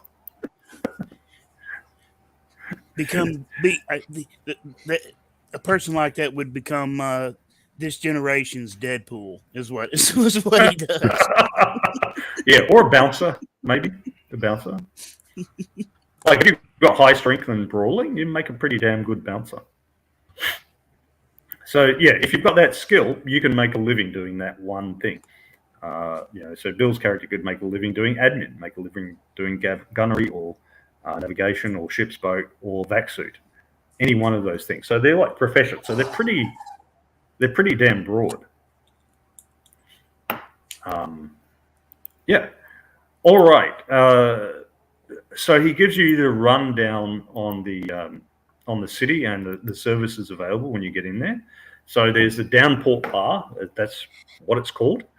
Downport Bar, which is pretty average quality. There's the Blue Oyster Casino. There's a Hotel California. There's a Deadbeat Pawn Shop. He says, don't go there. There's a Ballard's Pawn Shop. He says, yeah, you can go there. There's the Coffin Hotel. If all you want is a little 1.5 by 1 by 2.5 meter thing to sleep in, that's where you can go. And that's good quality. They keep it nice and clean, and there's a TV in the corner and stuff. But in the end, it's a Coffin Hotel. So, there's a couple of restaurants, some good, some not so good. Oh, there is actually a place that sells unrefined fuel. There's no place that sells refined fuel. Unrefined fuel is like methane and so on, and the refined fuel is pure liquid hydrogen. You can't get that, but some ships have got the ability to convert one. The warehouse you went to, the Bakertown warehouse that you saw already, that was the poor quality one. There is a very good warehouse, but that's in town. And there are banking services where you can get your credit notes changed into local cash. And then there's St. Job's Hospital, which is known to be very good. It costs a bit, but it's very good. All right, I'll have the driver drop me off at a moderately well-appointed motel, nothing, no 1,000 credit a night places, but I don't want the shoot 'em up and stab 'em or the coffin hotel or anything like that.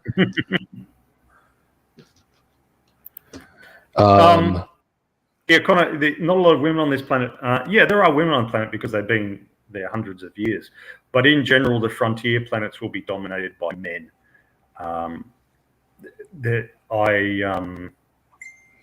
Where was it? I think I said it I had a blog article. I was talking about the movie Outland and how frontiers and mining places and that will tend to be dominated by men. If there are women around, they'll be in some sort of support role, like medicine and cooking and prostitution and things like that. There'll be a few women who do other things like engineering and that. Not so many women at the mining face and so on.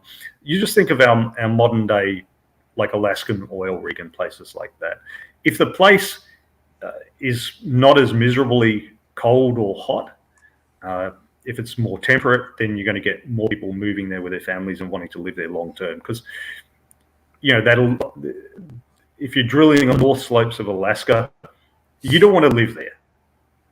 You just go there and work for a few months and make a stack of cash, gamble away half of it, and bring the other half back home to your family. But you're not going to take your wife and kids there.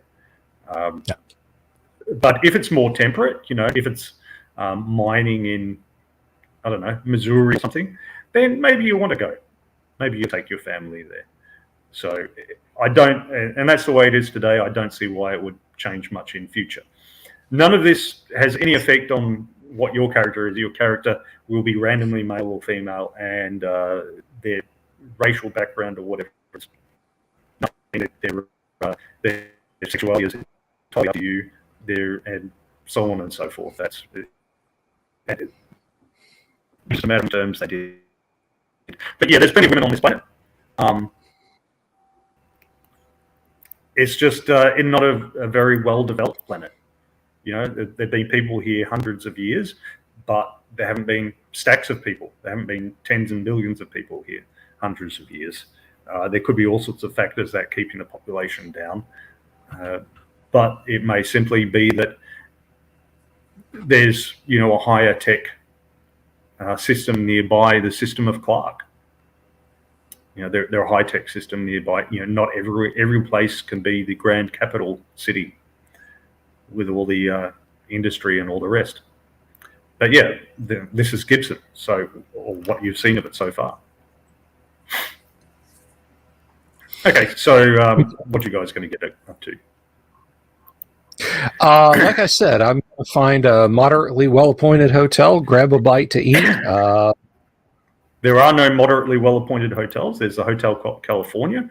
So you go and have a look at it, and they show you a room, and they've got furniture which is obviously old.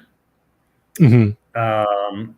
And they've got sheets made of synthetics. Sorry, it won't be synthetic. It'll be natural cotton because they grow it. And they've got wool blankets and that, and they're very plain. There's cracks in the walls. You turn the tap on, and when you turn the tap on, there's that sputter, and then an initial burst of brown water, and then clear water flows after that. Perfect. And they don't. They have a hotel restaurant, but they it starts at 7. You can't go and get food earlier. There's just dinner at 7 and that. And then they have the continental breakfast where they give you a bread roll, a tab of butter and jam, and some lukewarm coffee. Yeah, right. Okay. Well, I'll check in and then I'll see about getting a drink and a bite to eat. Okay. Yeah, How about you, Joe? Yeah, you might I'll want to check in here too. Yeah. This looks like Okay, it's well, a fancy Benjo place. will check in. Benjo will check in with you. All right. So there's a restaurant next door, which is called Sloppy Joe's. Perfect. And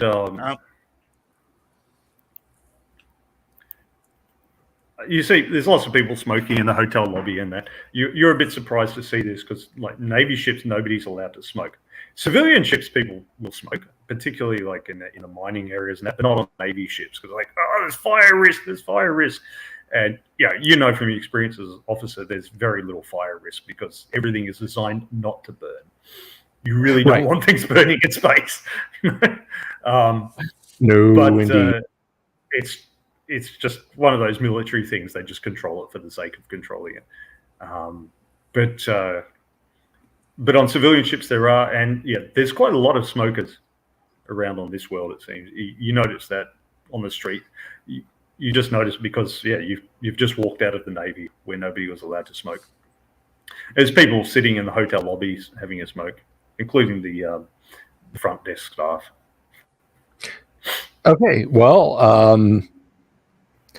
like I said, I'll go next door. I'll get a bite to eat, and if it means sitting outside so I don't have to breathe in cigarette smoke, I'll do that. You don't mind cigarette smoke. You could be a smoker for all we know. I too will go to the Sloppy Joe. I'll probably order like enough for 3 people just for myself to eat.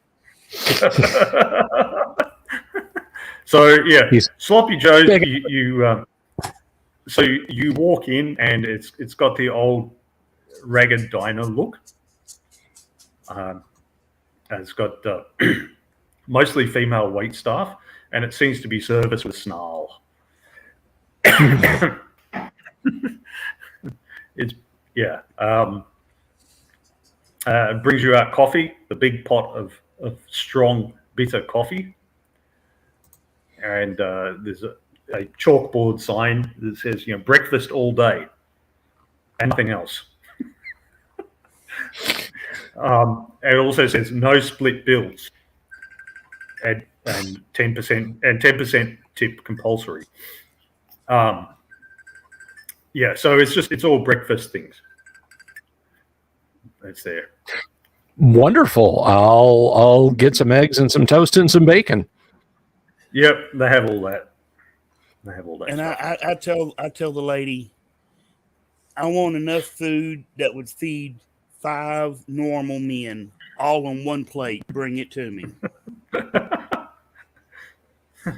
She looks at you in disgust, and then she goes off.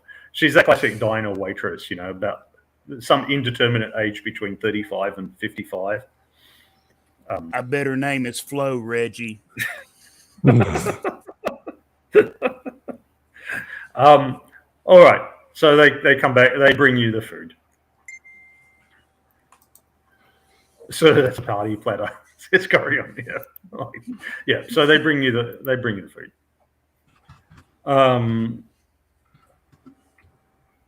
Yeah. Is Banjo with us? Yeah. He comes along. He doesn't have any other friends on the planet. Sure. Neither do we.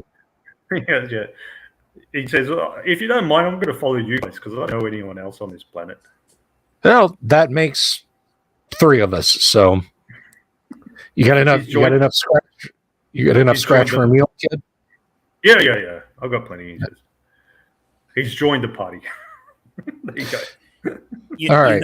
If we just could find one more friend, we would have enough for a fire team. I'm just saying. Fire team. We'd have enough crew. We'd have enough crew for an armed pinnace, for that matter.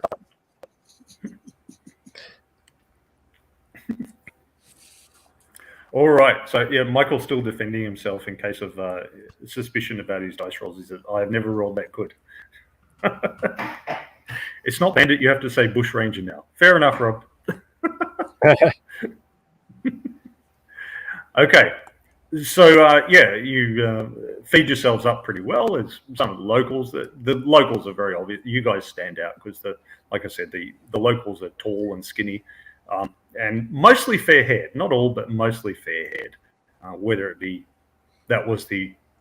that's this local climatic condition that made them mostly fair haired, or that was just the original stock.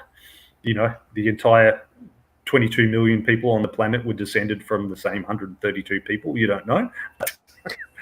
This is the planet where all the redheaded, fair-skinned people fled when Disney and other media companies began to wipe them out of entertainment in the early 21st century. This whole planet is the town from Blazing Saddles. No, elsewhere there is the planet of gingers. So I want to go to that.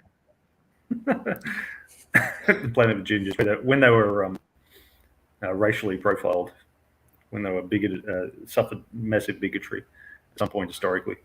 But anyway, because they have no soul. No, that's the AI. The artificial intelligence has no soul. Okay. So you're sitting at the diner munching away, and there's another guy who's obviously been at a bar before going to the diner. And he's a bit drunk, and he's sort of a bit obnoxious. You know, he grabs the waitress's ass, and she just slaps it away. Okay. He just and occasionally shouting out profanity as he eats. There's the cook behind the there's the cook behind the window who's like looking at him as he sharpens his knife. Sorry, what were you going to say, Tunka? I motion for one of the waitresses to come over, and when she does, I say, I have experience in removing the unwanted. Is that man unwanted? And she says yes, but we have experience in doing that too. Well, all right, just letting you know, putting it on the table, as it were. And tell Mel back in the kitchen the biscuits, gravy, bacon, and eggs were good. I will, she says. Yeah, when she takes the food out to the obnoxious guy, you notice as she approaches the table, she pulls a little bottle of sauce from her pocket, and she sprays that liberally all over the meal.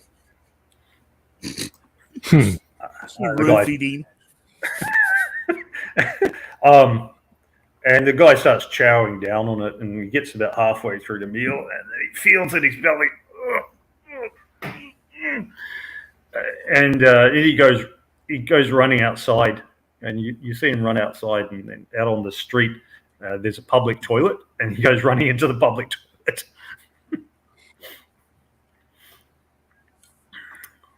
And yeah, he leaves his plate half eaten on the table. Yeah, I'm just going to look at my friends. Tip well. Good idea, Reggie. Tip well. All right. So, Benjo engages you in conversation and tries to find out who you are and where you're from and everything, and not in a weird police interrogation way or anything, but it's just normal conversational way. Yep. So you're quite open with him in that, yeah. Yeah. I tell him. Yeah, I tell him my parents gave me the fancy name of Dougley, but you can call me Bubba.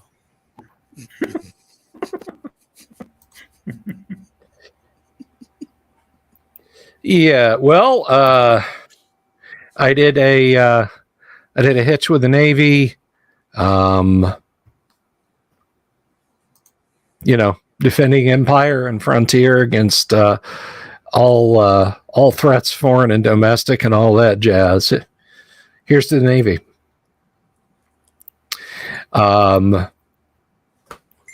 What can I tell you? I pushed papers. I ordered men around. I shot at a few targets, most of them on purpose.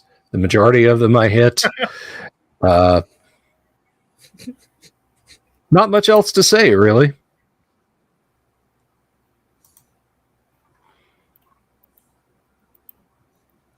Bubba's just this whole time is just still cramming food in his face.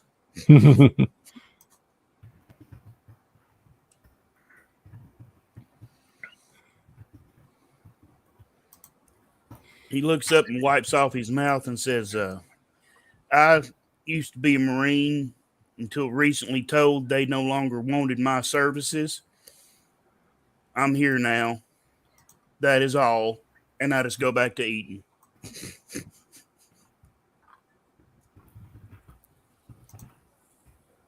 Oh, thank you for your service. He just grunts a hoorah. A mouthful of biscuits and gravy. Hoorah! Dribbles all down his face. All right. Okay, and Benjo says, well, so after this, maybe we'll go and have a few drinks. Maybe not as many as that guy had, but... Ooh.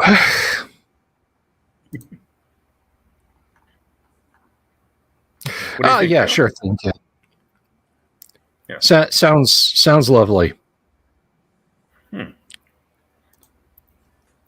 try at the Temple Bar. I don't fancy going to the Blue Oyster Casino. That's a good way to lose your money quick. Yeah, I don't gamble. There is no the best you're going to come out at is a solid 48%, and that's if the dice go with you every way, every time. And yeah, I too don't like casinos because they always accuse me of counting cards. In the back of my mind, he can count. Right. But he can count. He's educated, so because he's got intelligence 4, but education 8. So he finished high school, but he's not good at grasping new ideas. So when he had guided learning, one of the ways you can actually improve your character, skills are hard,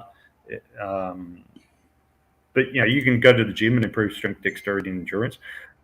But you can actually do a course and improve your education. But your education, when you're studying on your own, can only be improved up to the level of your intelligence.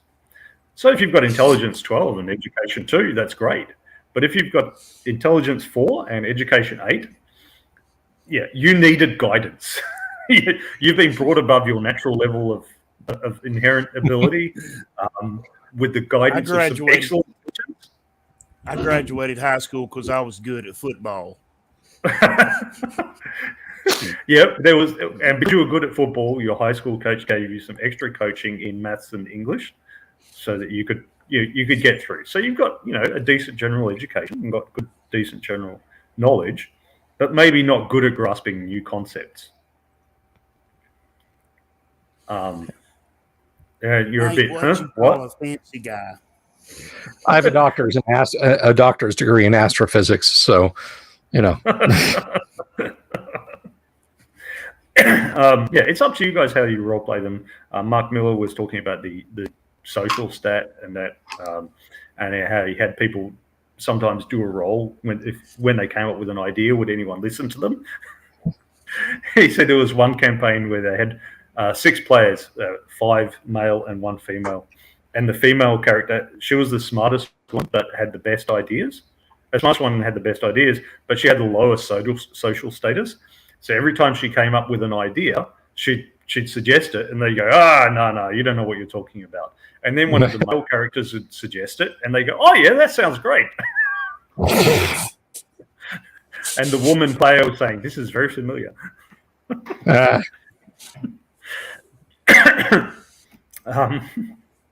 So All right, so you head off to the Downport bar. And this is a pretty average bar. It's not like really highfalutin. You know, you're not going to get your 50 credit cocktails here. But you're also, it's also not the, you know, the 50-cent jug Fridays. It's a pretty average quality. It's the evening now, so you've got both men and women. During the day, you just have men and the occasional very sad-looking woman. But in the evening, you get both men and women here, and there seems to be a bit of a social scene. Okay. The place is there music? Is people dancing? Is it like a not at this stage. There's music, but it's not so loud as the dominant conversation. It's not a nightclub. It's just a bar. There's a jukebox over in the corner.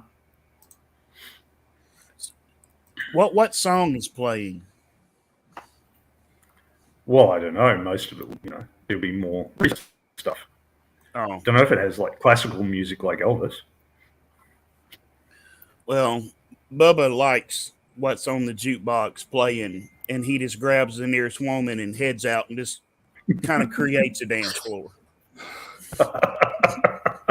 Okay, make a reaction roll to see whether she's up for it. Okay, is that 1d6 or 2d6? 2d6.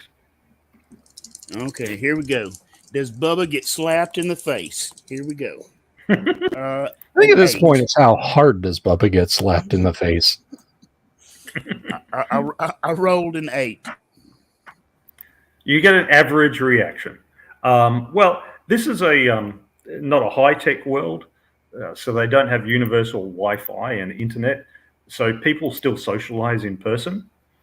Therefore, you don't get slapped in the face. She's a bit reluctant, but she'll go along and she'll like dance through one dance and then go back to the bar and talking to her friends. I can live with the that. higher tech worlds like nowadays, you'd get a rough rough reception because like, no, but I was looking at my phone. It's whether he gets a kiss after the slap. No, he gets neither a slap nor a kiss. He just proceeds on. Fair enough. He does a dance and it goes on. Okay. I just look at our erstwhile NPC companion and pause mid drink.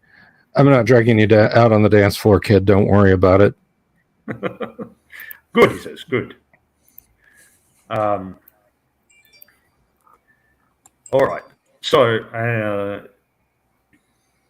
now there's a woman sitting at the bar, and she's obviously not a local. Okay, she's a bit more stocky build and shorter than them, and she has dark hair. And she's like most of the locals. I don't want to say a blue denim town, but it's that kind of thing. They wear more work. No, I gotcha. Yeah, clothes. Yeah. But she's more like, the university professor who's come from the city. Though this is the city, but she's more like that kind of person. Okay. Who's come from the city, so she stands out a bit. And like I said, she's dark-haired and stocky. She's obviously not from Gibson.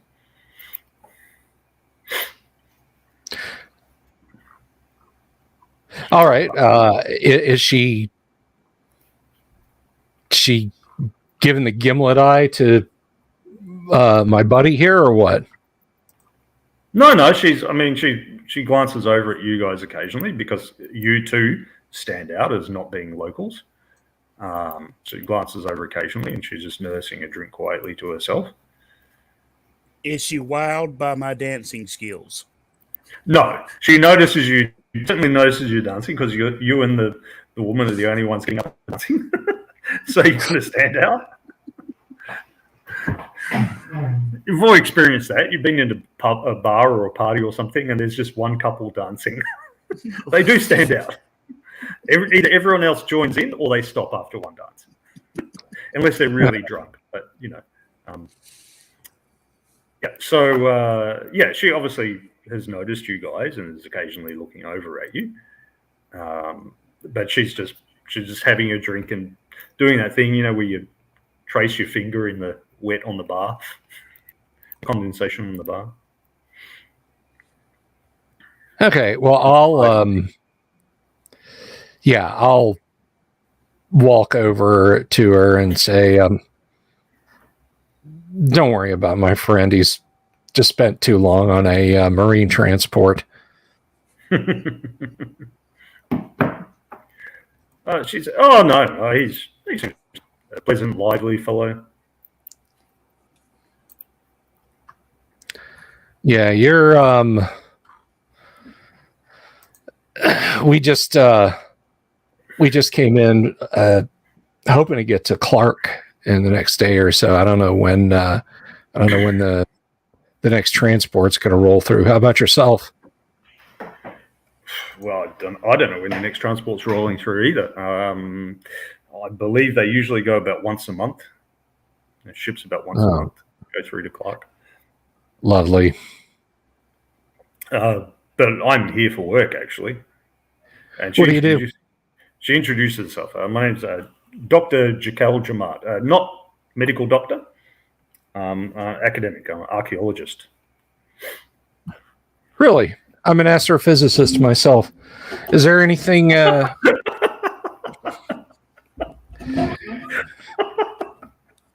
I got the degree. I'm going to use it. Is there something of archaeological interest here? Well, I don't know if you know, she says, but this and she speaks more passionately than I am because she's an academic, so she's basically a geek. But this place was founded by slower than light ships, so you occasionally come across wreckage of these ships and remains. She says there's. I'm thinking of starting a dig here because we believe we've got a site of one of the original ships, and thinking of starting a dig. I'll need a lot of help, a lot of local hands to do that, but yeah. So when you find this stuff, what do you do with it? Museum or what? Oh, it belongs in a museum. Yeah, definitely.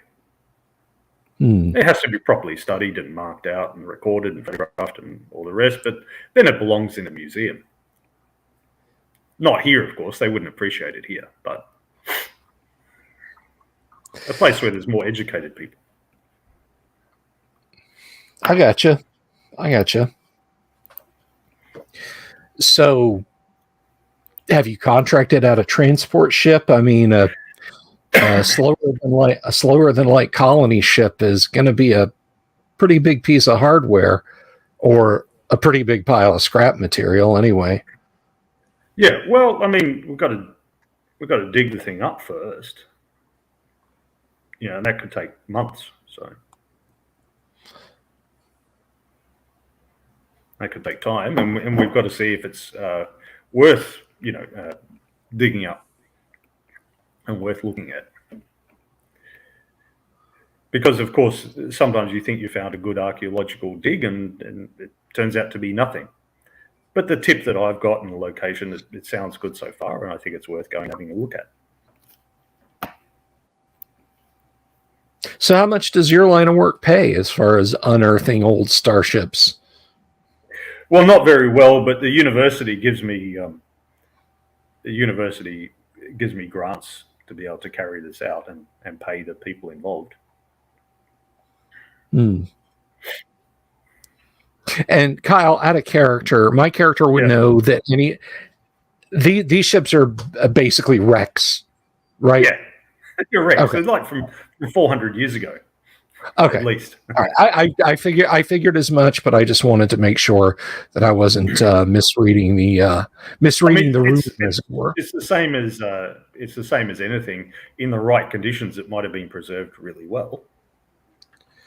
And this ain't the right conditions, though.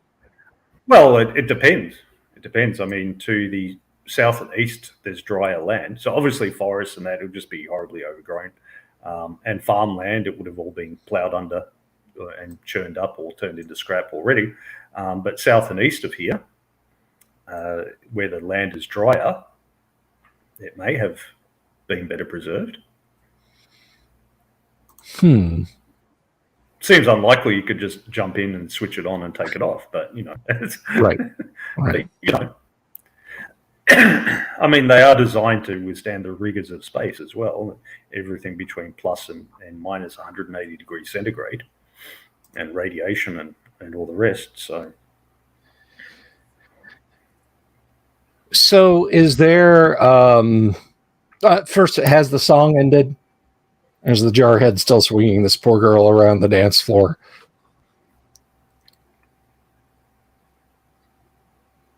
What's that? Am I through cutting a rug? Yep. His dance is over. Great. So look, I just finished a hitch in the Navy. I know, small boats. Have you got like a small survey ship or something you can do surface to surface hops with, or? Oh, it's not that far away. A-Week says, it isn't an irradiated crater. How bad the shape can the ship be? No, I was just going to take land vehicles to that, because it won't be that far away. It's only going to be like 30 kilometers out of town. That's only far if you're walking.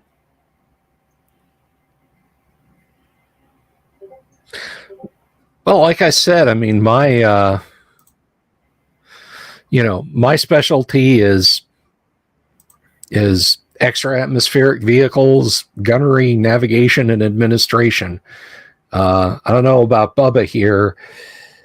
I honestly don't know if we could be much help to you. I can drive ATVs. Well, remember that everyone who has done a period of service automatically has level 0 in every firearm, every kind of weapon. Whereas people who have not done service automatically have -5. So so that's a big advantage. Like I said, I just want to get to Clark, to a better spaceport, and a little further on down the road at this point. But I mean, it's going to be a month before the next transport, and yes, she said. Lying in my bunk at Hotel California, counting the little beads of plaster on the ceiling for the next 30 local days does not sound like entertainment, and yet it seems to be the highest form here on this planet, short of collaring women at a bar and spinning them around the dance floor. So if you need... The barman says, "Excuse me, we have a band here every Friday night." My apologies, sir.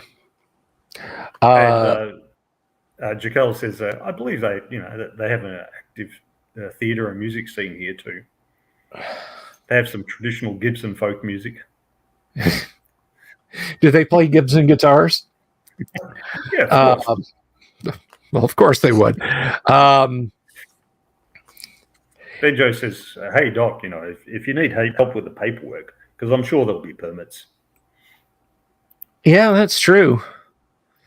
I mean, it's only level 4, so there probably shouldn't be too many permits, but I can navigate around a desk as well as I can navigate around a star system. So if there's something you need some help with, please don't be afraid to ask. We're not going anywhere for the next month. Do you look at think Bubba. you might need security at this digging in the ground? Well, yeah, I believe that drier area is a bit contested. Some of the local nomads think that it belongs to them. So a bit of security might help, yeah. Of course, if we start digging things up, then some of the other locals might try to come along and souvenir it for scrap or whatever. Well, I was a Marine until they told me they no longer required my services, so I'm here. I thought once a Marine, always a Marine. Well, that's what they say, but it's just. Hey, are you not wearing your ceremonial blades? Oh, absolutely! I got them on my back. I love that. All right.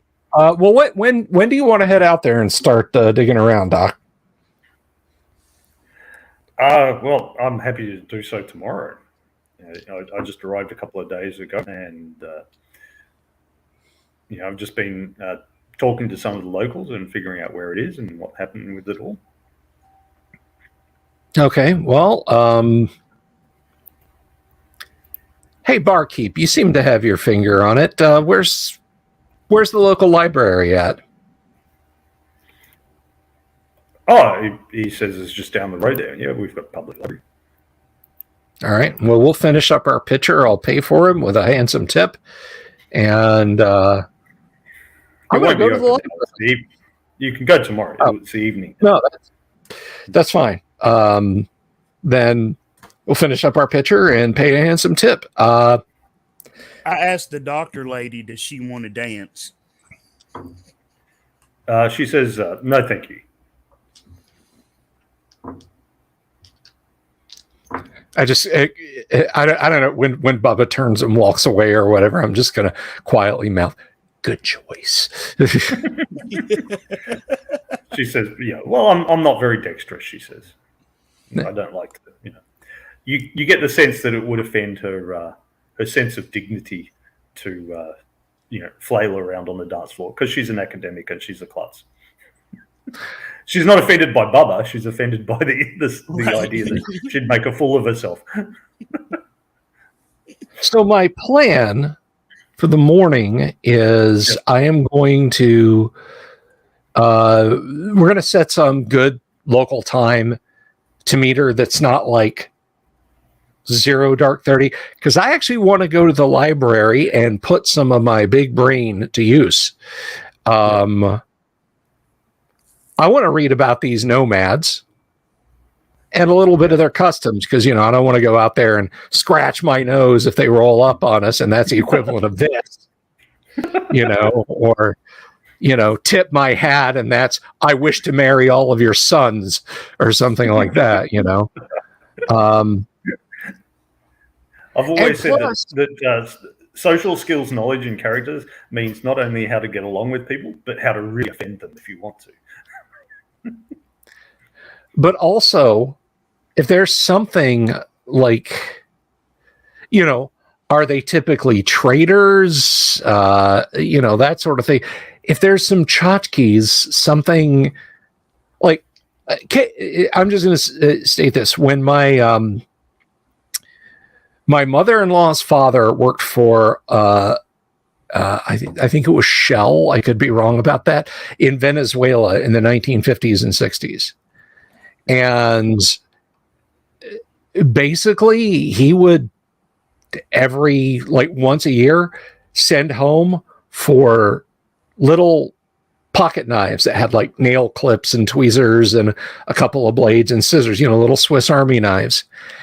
And he made it a point to keep one on the dash of their car when they were driving around Venezuela, because when they would get pulled over, and they would, that was usually all it's like, yes, I as you can see up here on the dash, I have my foreign car driver papers. Let me just pick that up. Here you go.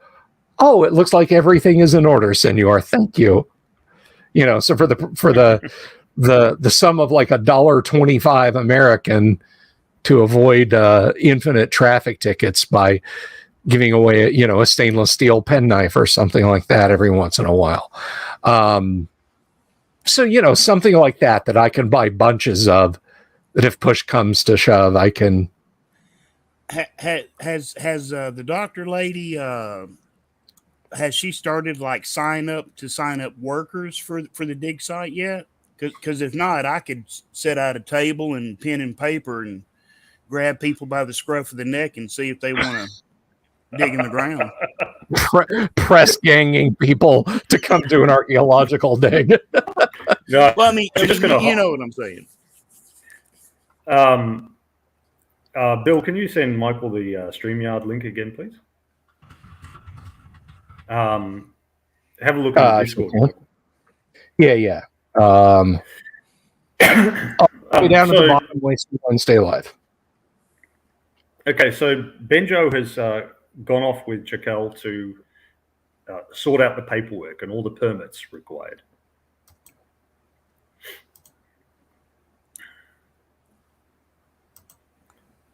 He's gone off with her to do that, and she's also going to rent a couple of ATVs.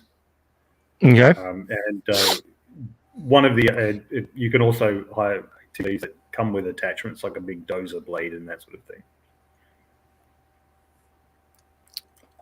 So she does that and gets a bunch of shovels and things. Okay. And she's got some basic scanning equipment like ground penetrating radar and metal detectors and things like that.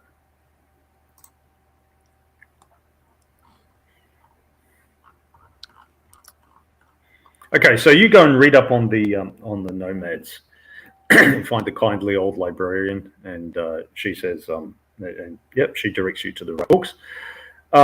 So the nomads, basically, one of the reasons for the balkanization of the planet is that the nomads claim to be the original descendants of the original colonists, and they claim that everyone who lives in the city is the descendant of the ones who came on jump ships. Obviously, this genetically just is obviously not true, but that's their story. And they've got various religious stories about the ship. And if there is a ship buried in the ground somewhere, you think they'd probably regard it as a grave, not like a war grave or the Titanic or something like that. Right. If there is one buried somewhere. If there is. Yeah. The inhabitants of Bakertown won't give a damn, but the nomads very probably will. If there are any, like, in the immediate vicinity, because the more recent books don't give exact locations for where they are, because they're nomads.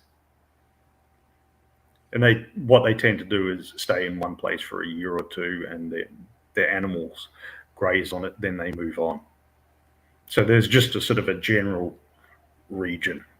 And as I said, the planet is sparsely populated enough that you can have that you can set aside basically a quarter of a continent to just have, shepherds and cowherds, basically. Okay, I'm going to get. I mean, I guess they got photocopiers, right? Yeah. I know Traveler's retrofuturistic. So anything like copies of planetary charters or speeches given by the the whoever was on the ship, that's one small step for man kind of thing. Like, I want copies of. I will endeavor to memorize some of the punchier key points and things like that. Like I said, tchotchkes that I can share, so on and etc. Anything to smooth over any bruised feelings if they happen to show up. Right. Yeah. If Bubba is at the library with Reggie, reading comics, yeah. Bubba actually, I don't know if my character would be smart enough to have this idea, but would there be a book that maybe talked about the migration patterns of the nomads? Because I mean, you're smart enough because you've got the education, and remember that you've got an index card system and all the rest, and basic computers like your green text computers help you search for things. But in any case, what you get is if there are patterns, they haven't been studied. It might be more at a university library, but it seems that they don't have a university or they have a local university, but it's more like a technical college, more like a community college. Nobody bothers studying. Nobody's done a PhD in nomadic movements and that because nobody really cares. They're just sort of savages. We don't worry about those guys. from a tactical point of view, it would be great to know what direction that they would be coming from. Yeah. Binoculars work too. Yeah. Or a helicopter. Ooh, can we buy a helicopter? I doubt you can afford to buy one, but you can rent one. Is there a gun shop in town? Yeah, the pawn shops sell guns. There's good quality. So when you talk to the barman at the downport, the barman Trevor, he tells you, the Deadbeat pawn shop. Yeah, so Ballard's pawn shop is the ordinary kind of one. It's more prestigious. The Deadbeat pawn shop, you get worse prices than that, but he lets you know if you want anything that's any how can I put it? Basically, stolen goods and firearms and things you can get at a Deadbeat pawn shop. Okay. He has more negotiable virtues. So the prices are going to screw you, but that's the price you pay for going below your law level. As far as a helicopter, does operating it fall broadly under ship's boat? Or do I need to hire a pilot? Okay, I didn't think so. You'd have to hire a pilot, yeah. Okay. Well, we've got a pilot. We got a stick guy. Banjo. He pilots spaceships. Yeah. Banjo pilots spaceships, not helicopters. This thing is missing one dimension of operation. Yeah. He's used to you turn off the rockets and you keep moving forward at the same direction. But with a helicopter, when you turn it off, you start moving in another direction. So. Well, I'll ask her if she wants to hire that. Just that it might be a good idea for scouting out the land and so on. I mean, I'm not going to pay for it, but I think we'll be all right. She says, "We got you guys. You're all armed, aren't you?" But of course, I got Lucille. Yeah, I'm stopping off at a pawn shop and buying a handgun. Yep, they're cheap. That's $100. Well, you can get an honest one at Ballard's because handgun is permitted to carry handguns. So you can get an honest and legal one. You'll need a permit because you're simply because you're not a Gibson local. So you'll need a permit, but Benjo can help you, or you could do the admin. I'll do the admin work. Do an admin roll. All right, that's 2D. Reaction roll. Yep, 2 dice, and add your admin. So call that a 9. Yeah, a 9. That's all right. Okay, so that'll be a 3-day wait. And Benjo says, "Here, how?" And he pushes you aside and he says, "Go have a cup of coffee or something. I'll fix this paperwork for you," he says. All right. And he comes out 30 minutes later with your paperwork. He says, "Yeah, you can have it today." And you see like 3 or 4 other forms that are being filled in. And it's a bit strange because the forms are things like, if witnessed by the local mayor and stuff, and it has the local mayor's signature and stamp on it. And like he was just in that waiting room where all the paperwork gets filled out by himself.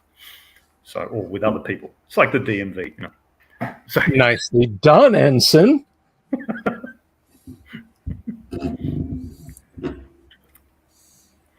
You start to suspect there might be a skill, a certain skill that he has, other than admin.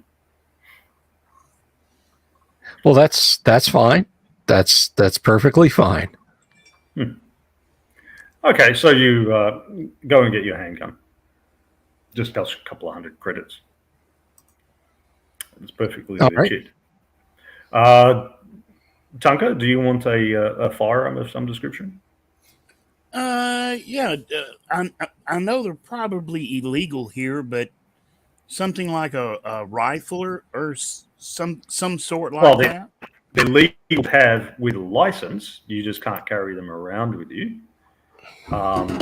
So you can either get a license and then just keep it in your truck in a locked box and then pull it out in the countryside when nobody's looking.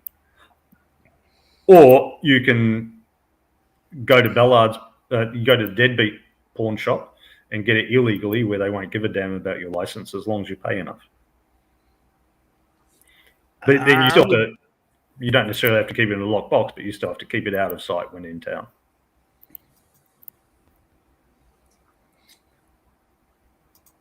I think it'd be better if I went the legal route, because just out of the Marine Corps, the last thing I want is to be thrown in the who's gal for illegal firearms. It don't make the Corps look good. Well, on the other hand, if you did go to prison, you'd probably be the top dog there. The strength and the brawling. You'd be on the top bunk. And the blade combat. Well, yeah, true. The old grab and stab. Yeah. Yeah, I don't really want to run a prison campaign though. So, okay, all right. So you don't make a reaction roll because you got to know how to talk to these guys. You can't really go into the even the most dodgy pawn shop and say, "Hi, I'd like to buy an illegal weapon. I don't have a license." You have to know how to approach it. Here we go. I rolled a 5. Yeah, they don't like you much. They look a bit suspiciously at you. You're probably not smart enough to figure it out, but they probably think that you're just pretending to be dumb. And that you're actually an undercover cop. Oh, yeah. Bubba would give off definite cop vibes, being out of the Corps. Yeah, exactly. The old upright posture. He's still got the high end tight.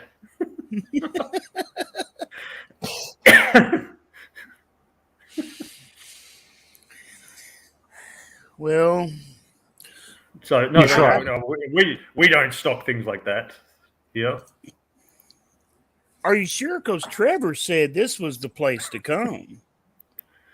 Trevor must have misunderstood. We do sell handguns to people who are properly licensed. We respect the laws of the state. Well, right, yeah. We're not nomads. Right. But y'all ain't got no rifles? Because, I mean, think about it, fellas. After all, ain't a rifle just a pistol with a long barrel? Some people do make that argument, but we follow the law here. Well, all right then. I guess I'm just wasting my time here. Okay. Now just turn around and walk out mumbling about this money burning a hole in my pocket. Your money isn't as important to them as staying out of prison. Yeah.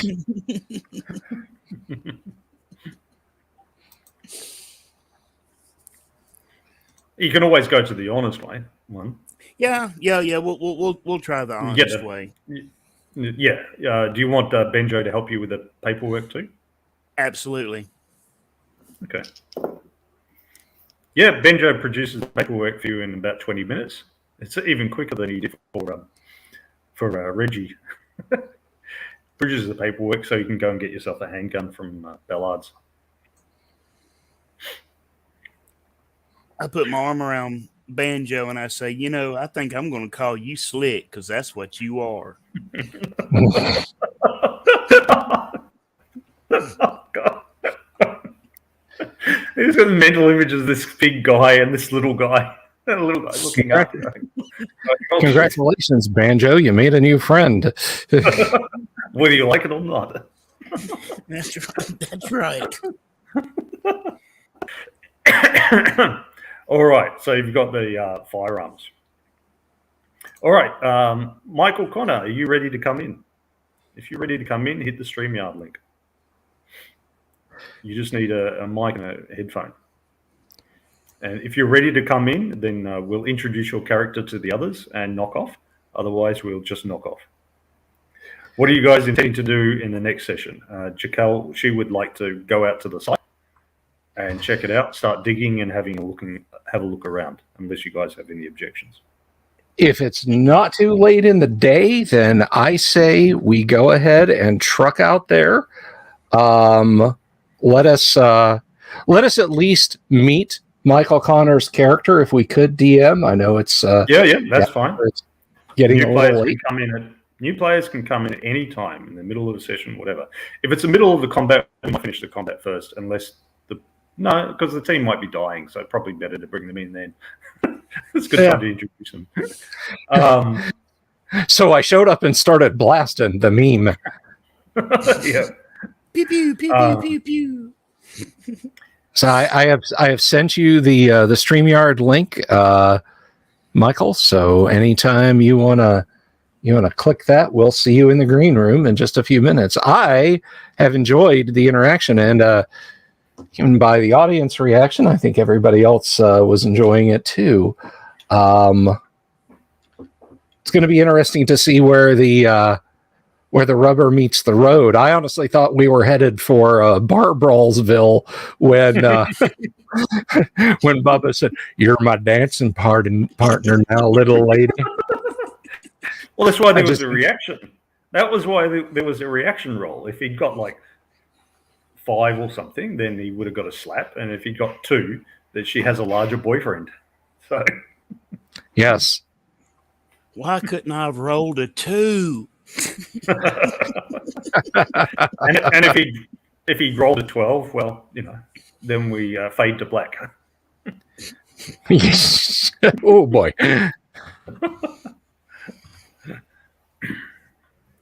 Well, hopefully we'll. You guys just drive out to the site and you won't be able to do any work. It's too late in the day. But you'll be able to drive out to the site and set up camp. So we're assuming that you're doing that. And I'm going to want to. I want to be checking for any kind of signs of recent nomad activity in the area to try to see have they come into the area, have they passed through recently, Mm-hmm. Yeah. Well, you'll have to stop the vehicles from time to time and get out and have a look to do that, because you won't notice much unless you actually drive past somebody herding cattle or whatever. You're not going to notice much while you're burning along in your ATV. Right. So, as a Navy man with an education where I have it, Kyle, what do I know about these colonies? I mean, is this kind of beyond the scope of an easy explanation? They're big. They had nuclear reactors to drive them, right? Is that pretty much it as far as the colony ships? Yes, usually fission reactors. All right, we've got Ulrich Dent, who's popped in. Hail. Unbreaded. Unbreaded. Howdy, are you walking along? All right, tell us about your character. He's 34. His stat line is 4, 6, 6, 8, 8, 9. He has 11,000 credits. Served 2 stints in the Army and 2 stints in the Merchant Marines. You only get to do 1 career. Once you finish 1 career, that's it. Oh, okay. My bad. Let's see. So just whatever you. So we're taking back to what would it be? 26 years old. Mm-hmm. Yeah, just write the Army. Tell us the Army skills. Okay. He's got rifle 1. He got leadership 1. And I think we got either engineering or computer 1 from that. Is he an officer? Because normally you can only get leadership from being an officer. it gave you the option of rolling on the advanced skill. So, Oh yeah, advanced education. If he's got education 8+, yep, you're correct. Yeah. Rifle leader. you Engineer. want me to roll high, low for computer or engineering? Because one of those. Well, it would have to be computer if he's army. Okay. Sure. Okay. Yeah. And I got one low passage. Oh, great. Well, 2 of you can get off the planet without trouble. Whether you arrive safely at the other end is another matter. Ulrich Ment. So Ulrich Ment is your character's name, is it? Or Dent, yes. Ulrich Dent. Okay. All right. I'll change that in the credits to the intro next time. I'll have to change it around because, like, I've got Bill's name popping up when we see Amos from The Expanse, but I think Tunka looks a bit more like Amos from The Expanse. He's more likely to look like that. I don't know if Amos has such low endurance though, but anyway, maybe he's had a bit We of don't have to experience. run far on those ships, so. This is true. This is true. How would anyone have endurance? I guess if they're a Marine, they run on a treadmill just in case. I don't know. Having low endurance is a bit rough, as you'll see, because when you're in combat, when you get wounded, you lose stats. You don't have hit points, you lose stats. Your physical stats. And the first one you lose is always endurance. Uh-oh. Outstanding. I'm loving Bubba more and more now. Shot in the legs. So when one of the stats goes to 0, you're unconscious. When the second one goes to 0, you're seriously wounded. And when the third goes to 0, you're dead. So basically, like, Tunka's a glass jaw guy. Or he's easily winded. Somebody just punches him in the belly and he just folds like an accordion. Once again, eerily close to real life. So what we're going to do is we're going to build a gun shield on one of the ATVs. You're going to sit behind it.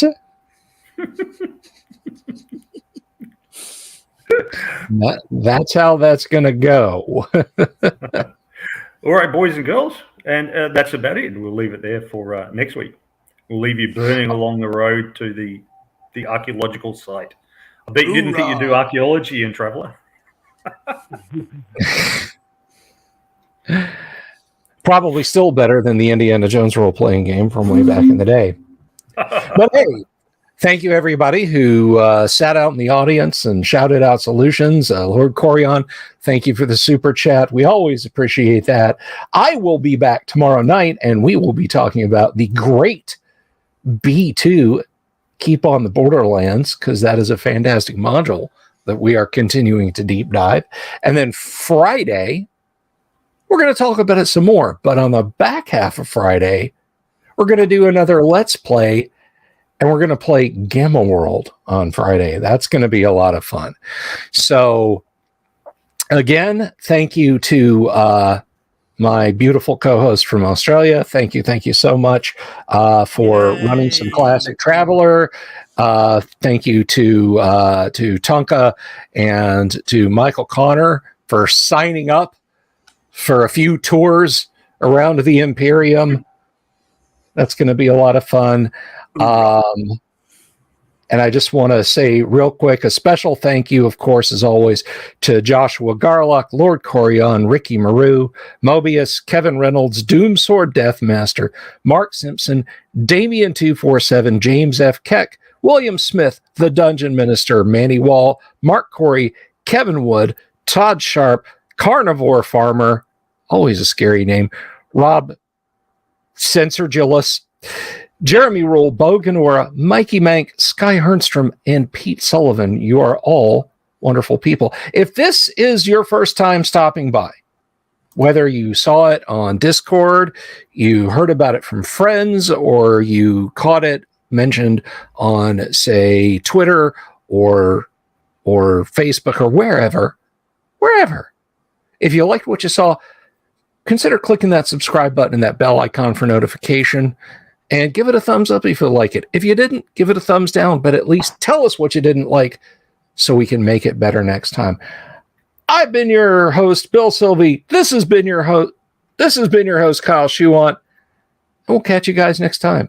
Peace out.